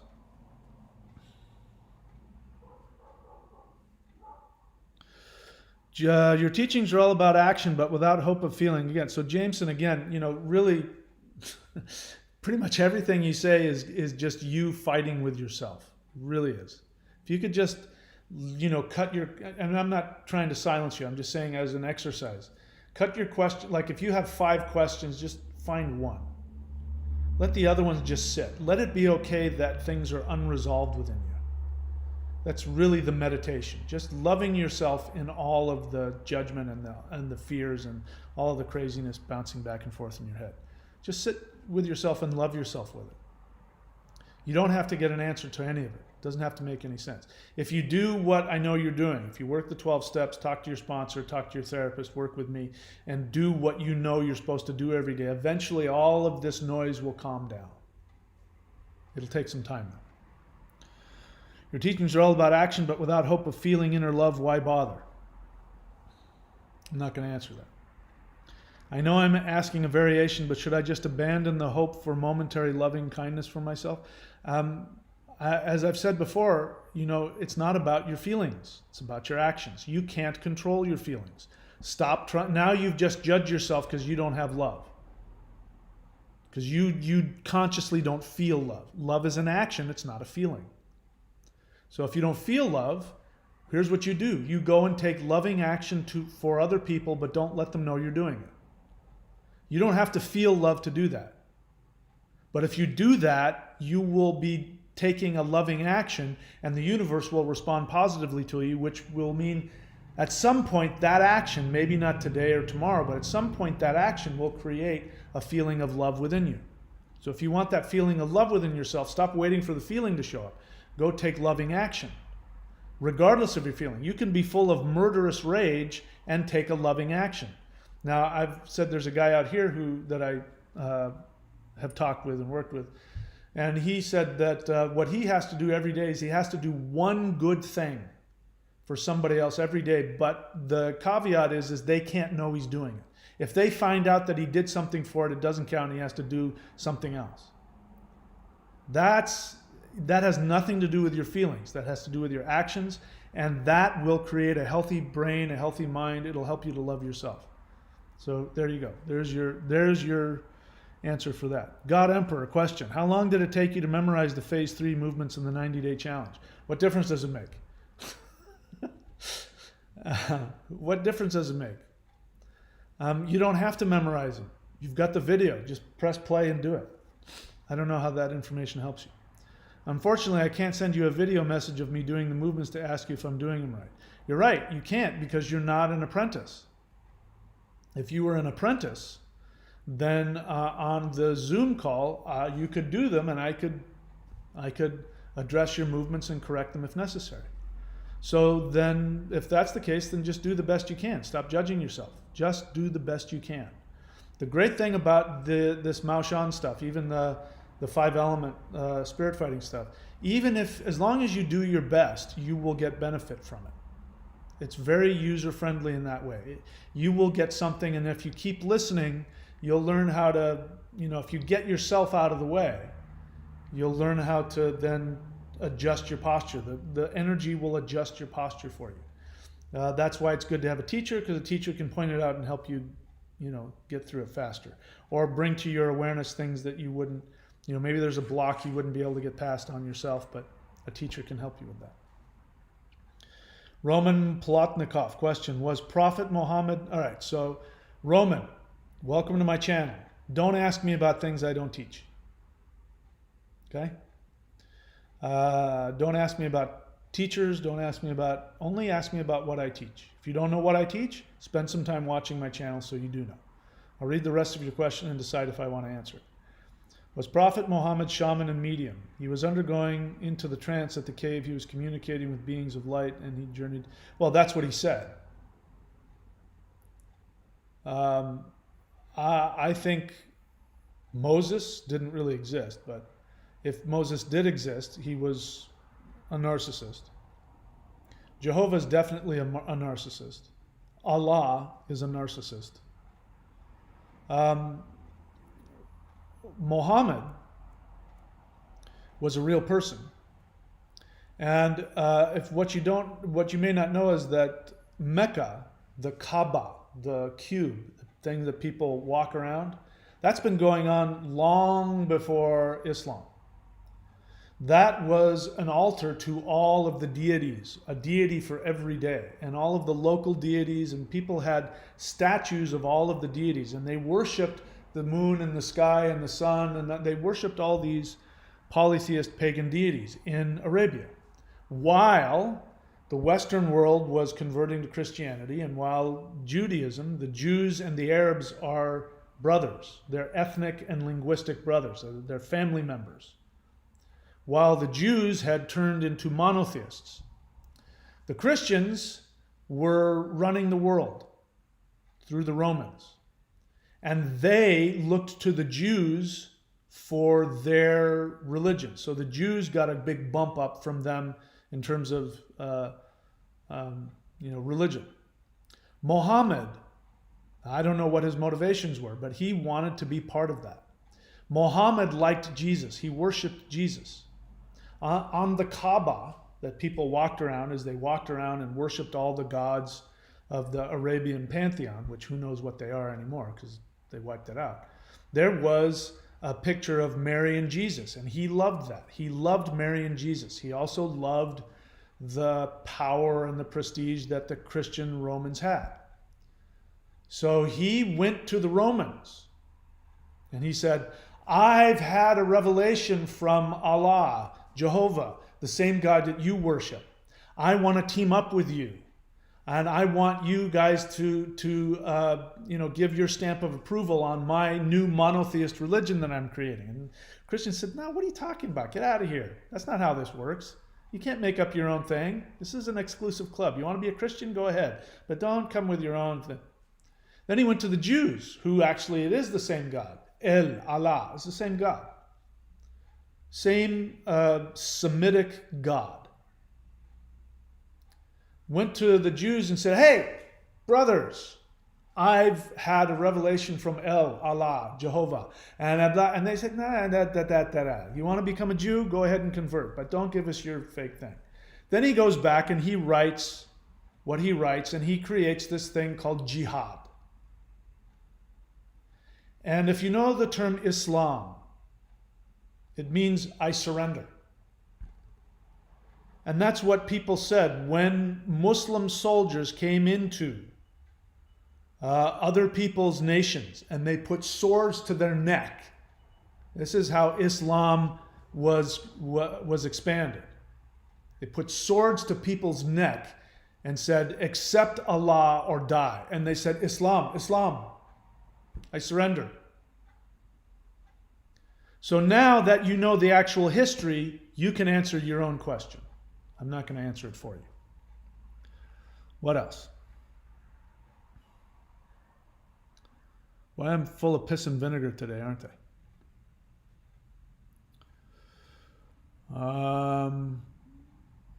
Wendy, if you have a question, you know the drill. Write the word question. How do you deal with hatred? Who said you're supposed to deal with it?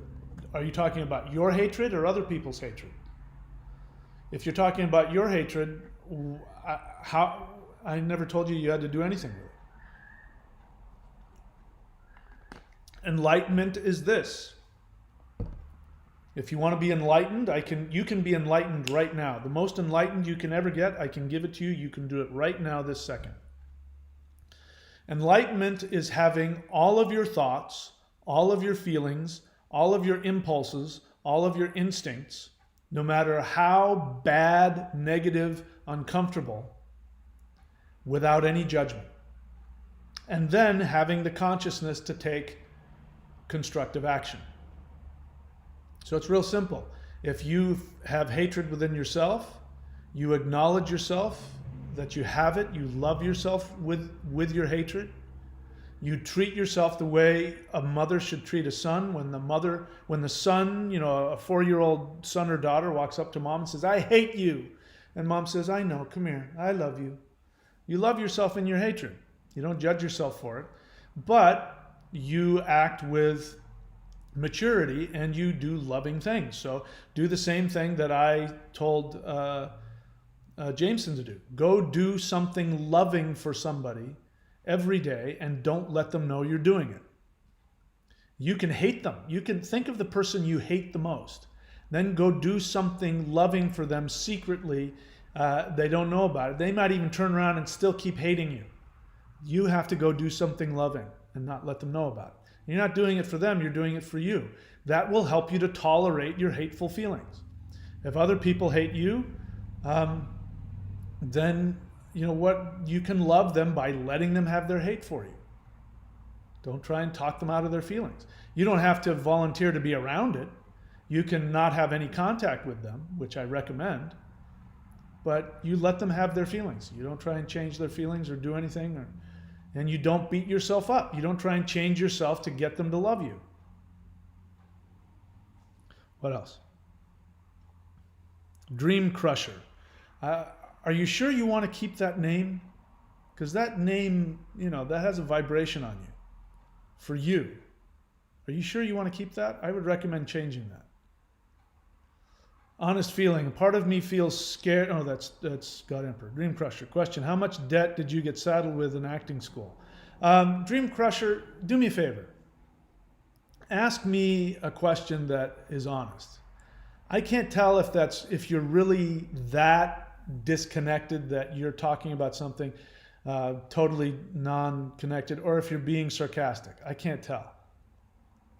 But I'm this close to blocking you just from doing that. I think I might. Let me first. You know what I'm gonna do.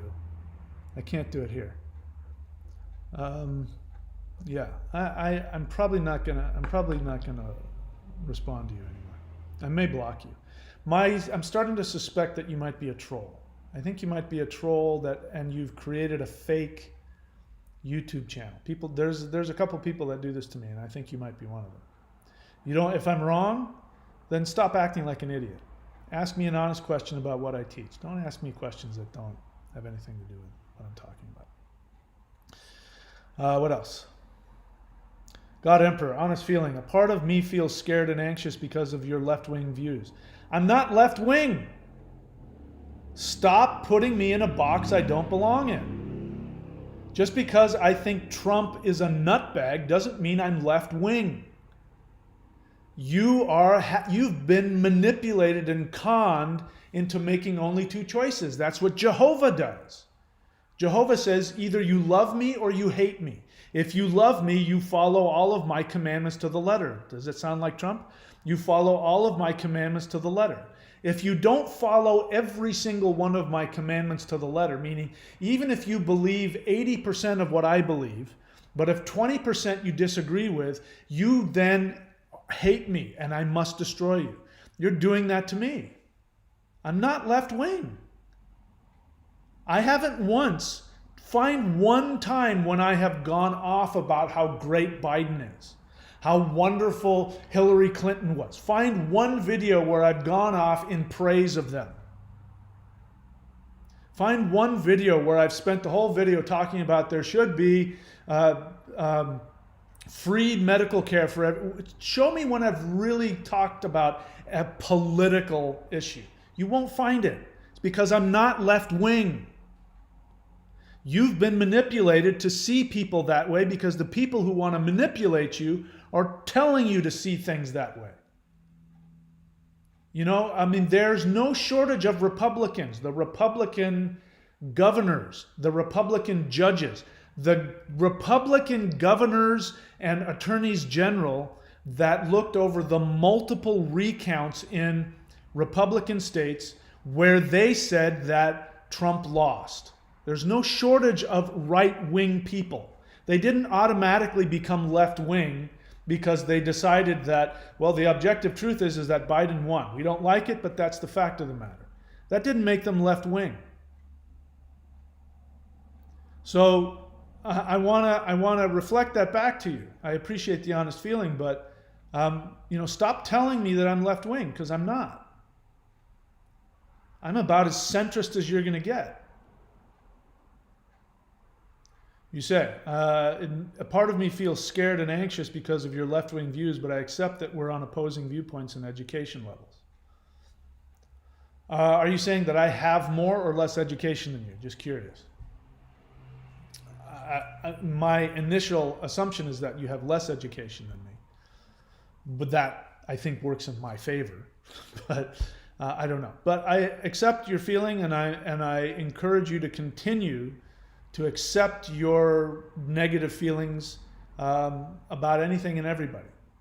And if you're here because, and I know because you've said the things I'm teaching are helping you, then this is good because I am a human being. I'm not a guru. I'm not Jehovah. I make mistakes. I have limitations. And I know that's a big shock to all of you. But, I recently made a video about I was wrong. I made a whole video about being wrong about the origins of the Indo-European language and religion, and it didn't bother me. I didn't lose any sleep over it. But I'm going to be wrong again. I've probably been wrong numerous times throughout this video. So that's good, because then I can teach you. Because then you can take what my teaching is, which is just doing the practices, and then you can grow yourself. And I accept that you have your views and I have mine, and we're able to come together here, which is the important thing, which is the teaching. So I appreciate that. I don't know what Cameron Snow's talking about. I'm about ready to give her a timeout too. Vincent.thunderwizard.com. Question. I'm 33, visually impaired, have endocrine imbalances. I'm on SSI, but working hard to become financially independent. Should I move out on my own? I'd like to, but it's difficult. Vincent, I don't have enough information to tell you. I'd have to be your apprentice. You'd have to be my apprentice, and I'd have to know a lot about you, and I don't. I don't know what is the right thing for you. What I will say is that it is a good goal for you to have. You should have that goal, and your goal should be to be self-sufficient and be able to finance your life and to be free from having to live in your parents' house. That should be your goal. And you should, if you follow my teaching, which is you're willing to die to get what you want, which means that you're willing to do whatever the hell it takes. I'm in full support of that. I don't know if now is the time for you or not. You have to decide that. If you were my apprentice, I would sit you down and we would go through your budget. And I would say, how much money do you make on SSI? How much, do you need to live? How much does it cost to find a place to live, et cetera, et cetera. I know that people on SSI are self-sufficient, so perhaps it's possible, but I honestly can't in all good conscience tell you what to do or what not to do, other than I believe you can absolutely achieve what you want. Keep doing what you're doing and you'll end up getting there. That's the way of honest feeling. I was doing the morning set and ended with the meditation with Maushan Mudras. Felt a lot of heat and sweating. This lasted for some time. Okay, so that's not an honest feeling, that's an experience. And a feeling is, what did it give you joy? Did it give you fear? Did it give you bliss? But I mean, there's nothing wrong with an honest experience. I mean, I'm okay with it. I'm sort of okay with that. Yes, Vincent, I got that. You're currently living with your mom. I got that. God Emperor, question. I live on my own and I hate it. I want to go back with my mom. I'm 25, but me and my mom have a destructive relationship. How do I have the feelings and let it go? You have the feelings. You don't let it go. You can't have feelings and let them go at the same time. So you're telling me, how can I have the feelings and not have them? No, you're going to have them. What you really want to know is, how do I have the feelings and not act on them? You just don't act on them. What is the constructive thing to do? I think you've got a therapist, right? So your therapist should be talking with you about that. I know about your situation, which I won't reveal, but I know that this is very common for people in your situation. And it's okay. It's okay for things to be difficult. And I don't know I don't know enough about you and your mom to counsel you on that. I would continue to keep asking your therapist, but I appreciate the honest feeling in there that you have, where you shared your hate about living on your own and wanting to go back with your mom. And good, continue to stay honest with that feeling. 27 Patmos, question. When are you mourning? What are you talking about? When you are mourning, when is the right time to go back to lightning Qigong practices? Well, who said you're supposed to not do the practices? I mean, you don't have to do them. If you want to not do them because you're in mourning, I mean, you can do whatever you want. I don't tell people what to do or how to do the practices. I just give them to you. You can do as little or as much as you want. I don't have an answer to your question. First off, I don't know that you need to stop doing it just because you're mourning. Maybe it'll be helpful for you. I don't know. Do I have to drag myself back, or will I know the right time to go back? I don't know the answer to that question either. All disciplines are the same, whether it's going to the gym, whether it's, disciplining myself to stay here and do this video when everything in me, I missed the perfect surfing window for today. I can't stop thinking about it. But I made a promise to myself and to you guys that whenever possible, I would do my videos on, for me, Sunday, late morning, Saturday evening for you guys, if you're in the West. But I had to discipline myself. I had to do what I didn't want to do. I went to the gym last night at like 10:30 because my legs were twitching because I'd been surfing so much. I haven't been in the gym, and when I don't go to the gym, my muscles start to atrophy and they twitch when they do that. And I had to go to the gym and lift a bunch of, not just weights, but I had to go do some squats for, half an hour. And I didn't want to do that. I got up off my ass and I went and did it. It's good for me. It makes me happy, and it's good for my health. So I don't know how to answer your question.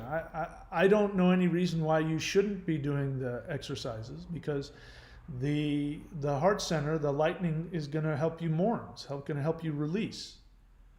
Do you have to do it? No. But, if you're asking the question, you might as well just try it. Why not just do it tonight or tomorrow?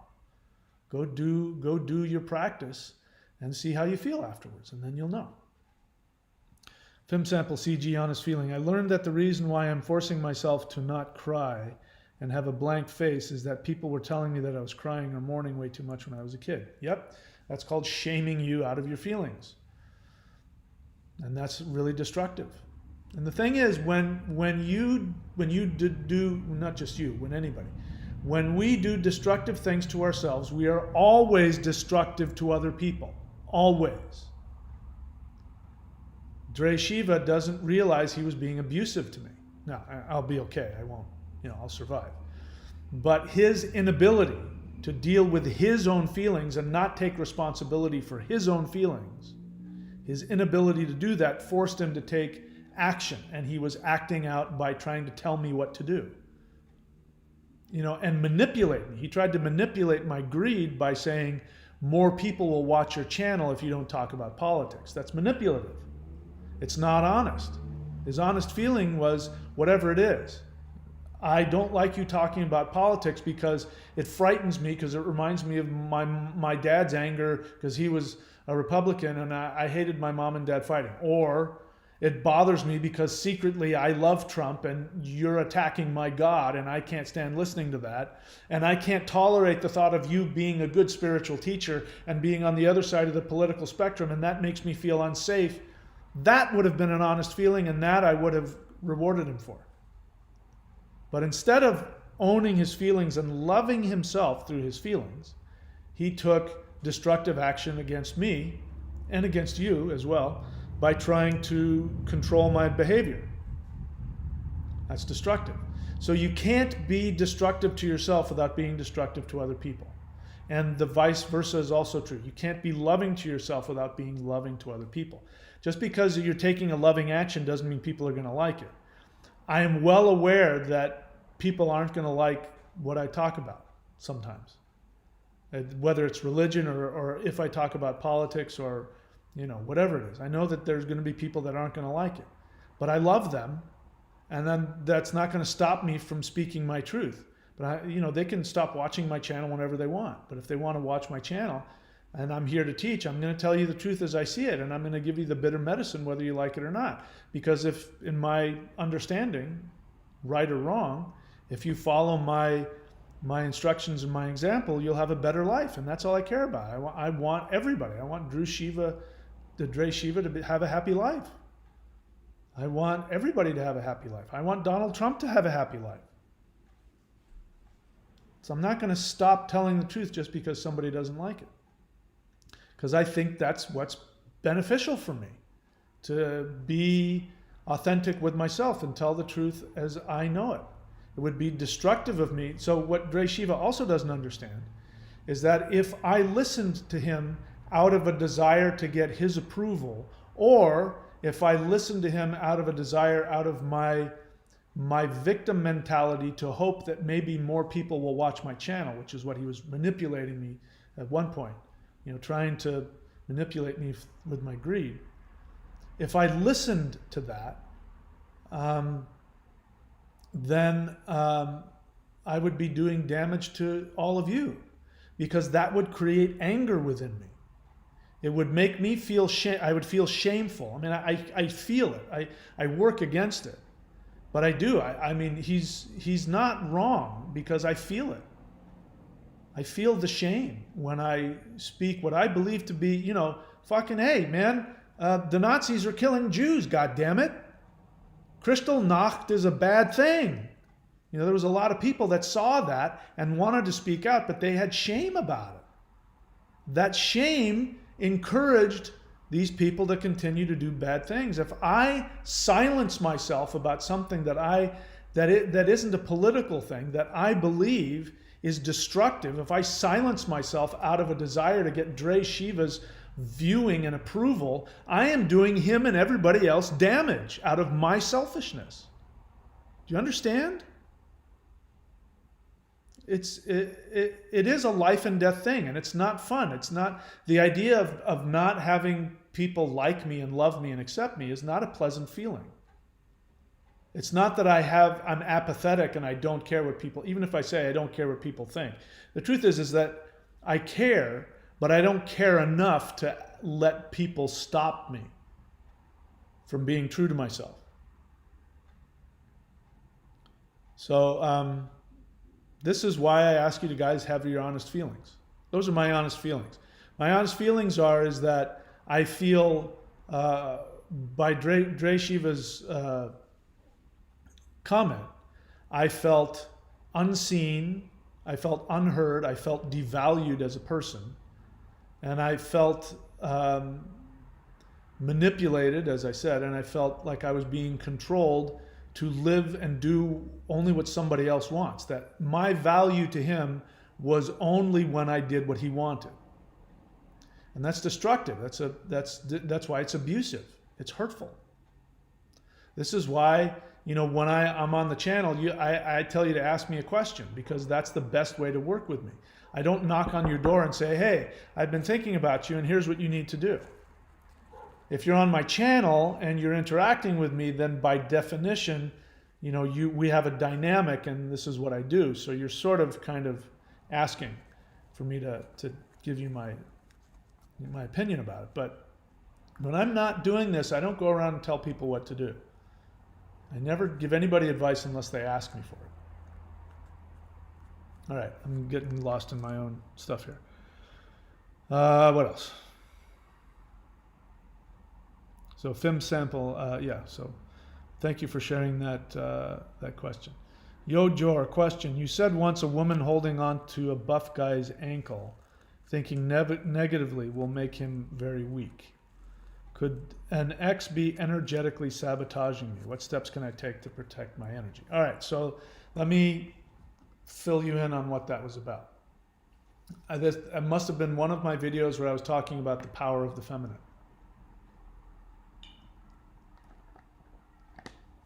And the power that women have. So it is true, we can all be influenced. It doesn't mean that people can make us feel something or control us, but we can be influenced. So if we become self-empowered, then other people's influence won't have a lasting impact. So what I was talking about is that the way the masculine and the feminine work is that the masculine wants to be empowered by the feminine. The feminine wants to be inspired by the masculine.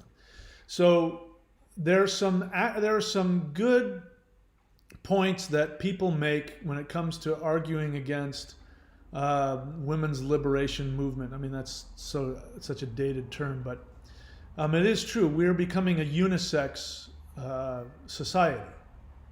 I don't have a problem with that. But it is true that some women heterosexual women, attempting to gain their power in the world, they start to mimic narcissistic men. And that's not feminine empowerment. Narcissistic men are weak, Donald Trump. Narcissistic men are weak. So in the Vedic mythology, the goddess Durga, she was taking a bath, or Parvati, the goddess, the mother goddess of the universe. She was taking a bath in the forest. And a demon who was ruling the world, he had done some austerities in order to get Shiva to give him power over the universe. So he was walking along and he saw her naked, her beautiful, naked, young body in the bathing in the stream. I mean, it's just it's a fantasy. And he was filled with lust for her. So his name, I think, translates into the great ego, something like that. Narcissism, we could say narcissism.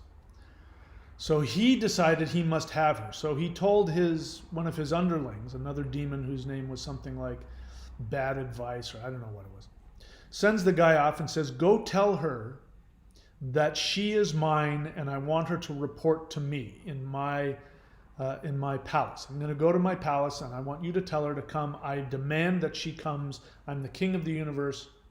So the messenger goes to the mother goddess and says, the great narcissist has commanded you to go and be his wife. And she says, I would like to do what you're asking, but I cannot. I can only give myself to the man who can defeat me in battle. And there's this big back and forth. And of course they go to battle and she destroys him and, feasts on his entrails and all that. But what she's talking about is she's talking about Shiva. Shiva, whenever you see pictures of Kali and Shiva, Kali is dancing on Shiva's corpse. And she's, you know, if you know the imagery, which foot she's standing on him and all that will have a meaning, etc., etc. She's dancing on his corpse because he's completely submitted himself to her. Why has he completely submitted himself to her? Because he has the fucking balls to do that. He can get away with it because he has no fear, he has no insecurity, and he wants her Shakti. And he loves her, and he knows that what she wants is she's manifestation, but she wants to escape her own manifestation so she can merge with his consciousness. So he submits himself to her, and she dances the dance of creation on his corpse. He beat her in battle, not because he lorded himself over her or controlled her, but because he submitted to her perfect empowerment. And the union of that creates the world. So I was saying that women have, you know, I've had good and bad relationships, and I had so far as yet, the perfect relationship. And that woman saw me not for who I thought I was or who I actually was. She saw me for what I was capable of becoming, and she saw it as though I was that right now. So whenever I was with her, the way she looked at me, the way she talked to me, the way she interacted with me, it empowered me. In fact, in the beginning, I almost broke up with her because it was too uncomfortable. And I had to go, wait, what am I doing? I had to go through the pain, the mourning of, you know, actually somebody actually seeing me and loving me for who I was. It was, you know, I'd never experienced that before. It was very frightening. And when I went through that and I allowed that to happen, I then started to succeed. My life started exploding. I mean, everything I have now is a direct result of her reflecting to me what I was truly capable of being. And the only way you can see what somebody's truly capable of being is when you see them for who they really are. You don't have an agenda. And she was able to love me without any agenda. And the power that she gave me was unbelievable. So I know exactly what that means when the goddess says, I can't go with you. I can only give myself to the man who can defeat me in battle. And that means the masculine who is so empowered, he will submit himself to her. So obviously you don't want to submit yourself to somebody that hasn't earned that. So what I was talking about is that you can do this. You can do. I would do this in acting class, but you can do it in like a yoga class. Find the hottest girl in yoga. You know, the one with that all the guys are looking at, and all the girls wish they could be, just with the hottest, sexiest. You know, hopefully she's nice too. She's cute and nice and super hot and sexy. And bring her up to the front, and then find the most insecure looking guy. Bring him up to the front. And then you have him stand and you have her kneel and just have her hold on to his ankle, probably his left ankle. Hold on to his ankle with just one of her hands and then whisper in her ear. Think of him as the most powerful being in the universe. And then do a muscle test. Have the guy put his arm out and then just say, I'm going to try and push your arm down. You won't be able to push his arm down. He may not consciously know what's going on, but just her thinking of him as the most powerful, wonderful, successful man in the universe, you won't be able to push his arm down. Then, say thank you and stop, and then have her do it again. And this time, whisper in her, think of him as the biggest loser you've ever seen in your life. His arm, he won't be able to hold his arm up. This is the power that the feminine has. Now, you're talking about an ex. Does your ex have the power to sabotage you? I don't think so. You're still replaying she probably discarded you, right? She probably broke up with you. No, it's time for you to move on and heal. So I'm not going to give her that kind of power. You're not with her anymore. So this is you sabotaging yourself. So I don't know enough about your situation to counsel you further on that. I would need to actually talk to you and ask you a bunch of questions. But what steps can I do to protect my energy? You don't need to protect your energy. Just go make yourself happy. Stop thinking about her. Stop wasting time thinking about what is she doing. Is she sad? You're not that important. She's forgotten about you. This is your narcissism. Even in the rejection, you still think you're so important that she's putting a hex on you. She's not thinking about you. She's off doing some other guy or doing whatever she's doing. You're the one that's thinking about it. You're letting her rejection define you, and it's painful, and I understand it. The way to overcome it is to go make yourself happy. Go watch my videos about the Shamanic Secret Commandment to a Perfect Life. Go read that book. Go do that. You'll forget about her. Go focus on your happiness and stop thinking about her. It may take some time, I understand. Film sample CG, honest feeling. I completed the first 30 days of Lightning Qigong, 60 days to finish phase 1, and I'm proud of myself. However, I'm feeling a lot of resistance doing the practices, even if they feel good. And I told you that was going to happen. I get it, because I tell people in the beginning, when the 5-element Maoshan spirit fighting, when I was teaching that in person, this was a long time ago, but people would come and want to learn, and I'd say, we need to have an interview first. Before I take you as a student, I need to interview you, and you have to pay me. They didn't like that, but I said, you're going to have to pay me $50, and then we're going to sit down, and I'm going to determine whether or not you're right for this. So if they didn't pay me the $50, then I knew right off the bat they weren't going to follow through, because once the pain hit, they were not going to follow through, and they weren't going to do it. So they just washed themselves out. If they were willing to pay me for my time, which is valuable, and then go through the interview process, then they were that much closer. And when I would interview them, I would tell them, what this was, and it was very powerful. And I would say, but I guarantee you that you're going to go through transformation, the likes of which you have not seen. And it will be very difficult. It will feel like it's killing you. You're going to have to be willing to really take a look at yourself on the deepest level. And it's going to be very challenging. And more often than not, they would go, oh, no. I've been doing self-shadow work for years. Oh, no. And I said, look, it's my job to tell you, I've told you. You've been warned. And then I would make them commit for 6 months.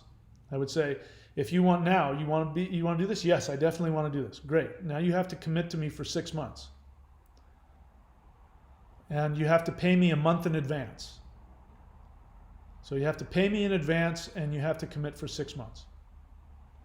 Because I knew that they were going to go through it, because people wouldn't show up or they'd forget. But if you pay me a bunch of money ahead of time, then you're going to show up to class even if you don't want to. Now, you're only paying whatever it is, $50 a month or whatever. It's $55 a month. It's nothing. It's nothing. So there are people that aren't showing up for their own thing, right? You're going to have to motivate yourself. But I told you that that's what was going to happen. It's a good sign. It means that your unconscious mind, the part of you that thinks it's protecting you, but it's really not, it's really working against you because it has wrong information, that part is starting to lose control, and it's flipping out. That's all that's happening. So, if you want to, you just discipline yourself. This is why we make vows to the gods. If you want to really get something out of that practice, make a vow to the gods or whatever God you work with. Make a vow that for the next 30 days, no matter how I'm feeling, I'm going to show up and I'm going to do the lightning qigong every night, no matter what. And then no matter how difficult it is, you have to show up because you made a commitment. This is called discipline. Discipline changes the neurology of the brain, and it makes you mature. This is why people who have become spiritual saints have a strict meditative routine. This is why yogis, qigong masters, they have a strict discipline that they practice, a physical discipline that they practice, because it gives you the ability to be individuated. It gives you the ability to take action when you don't want to, and it changes you. It helps you evolve. And that's the most valuable thing that I can give anybody, is give you the ability to help yourself evolve regardless of how you feel. So again, the message is still the same. It doesn't matter how you feel. What matters is what you do. That's all the universe cares about. Gwen Hill, questions. Do you teach what happens when we die? Welcome to the channel, Gwen. If you look on my channel, you'll see I have, 1,500 videos. I have videos about life after death.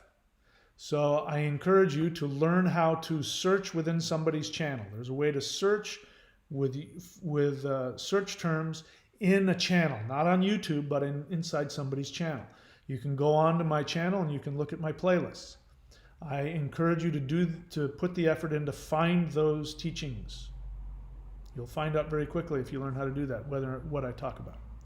Dakota Spruill, question. Thunder Wizard, can you do the sound of the Thunar chant for the Mudra video? I keep trying to do it, but if I don't, if you're supposed to vibrate Thunar or Thurisaj, I don't know what video you're talking about. There, you can chant either one of those. There's a seed sound, which is Thoong, Thum, Thum. I do that silently, the same way I do the Hul breath. You can chant Thunar, you can chant Thuri Saj, you can chant all those. If you want, if I had to pick one, I'd chant Thum, because it's the seed sound. Thoong, Thum. Vincent.thunderwizard.com, thank you. Yes, you're very welcome. I'm glad I was helpful. Dakota Spruill, question. How does the Vedic chart help you find your soul desire? I didn't say that it did. And what is the other placement that is what the universe wants from you? How fast do you find an approximation of these? So,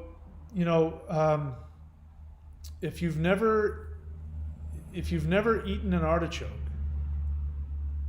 try to describe to somebody what eating an artichoke tastes like. Or you could just go eat the artichoke. So instead of asking me all these questions, why not just go do it? Just get a reading and you'll find out.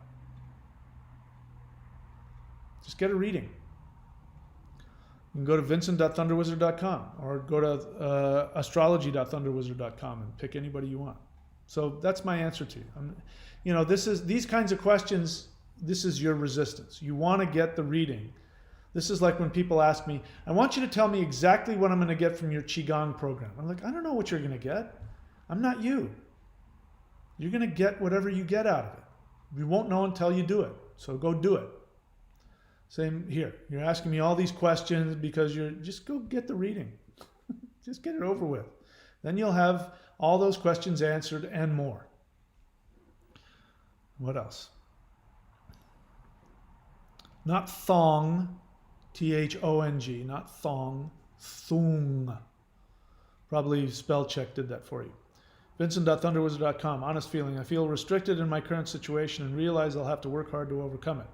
The more I do the practices, the less my emotions dictate my actions. I'm committed like Odin. Good for you. All right. That's it. I don't see any more questions. I think I've done all the stuff I need to do. The wind still looks pretty good. If the tide is good, I may go surfing. Even though I worked really hard at the gym last night. But this is what I'm here to do. I'm here to surf. And when the conditions are good, the conditions are good. So I don't think I'll go surfing. All right, guys, that's it. Have a great evening, morning, afternoon, whatever the hell it is for you. And I will see you when I see you. Take care of yourselves.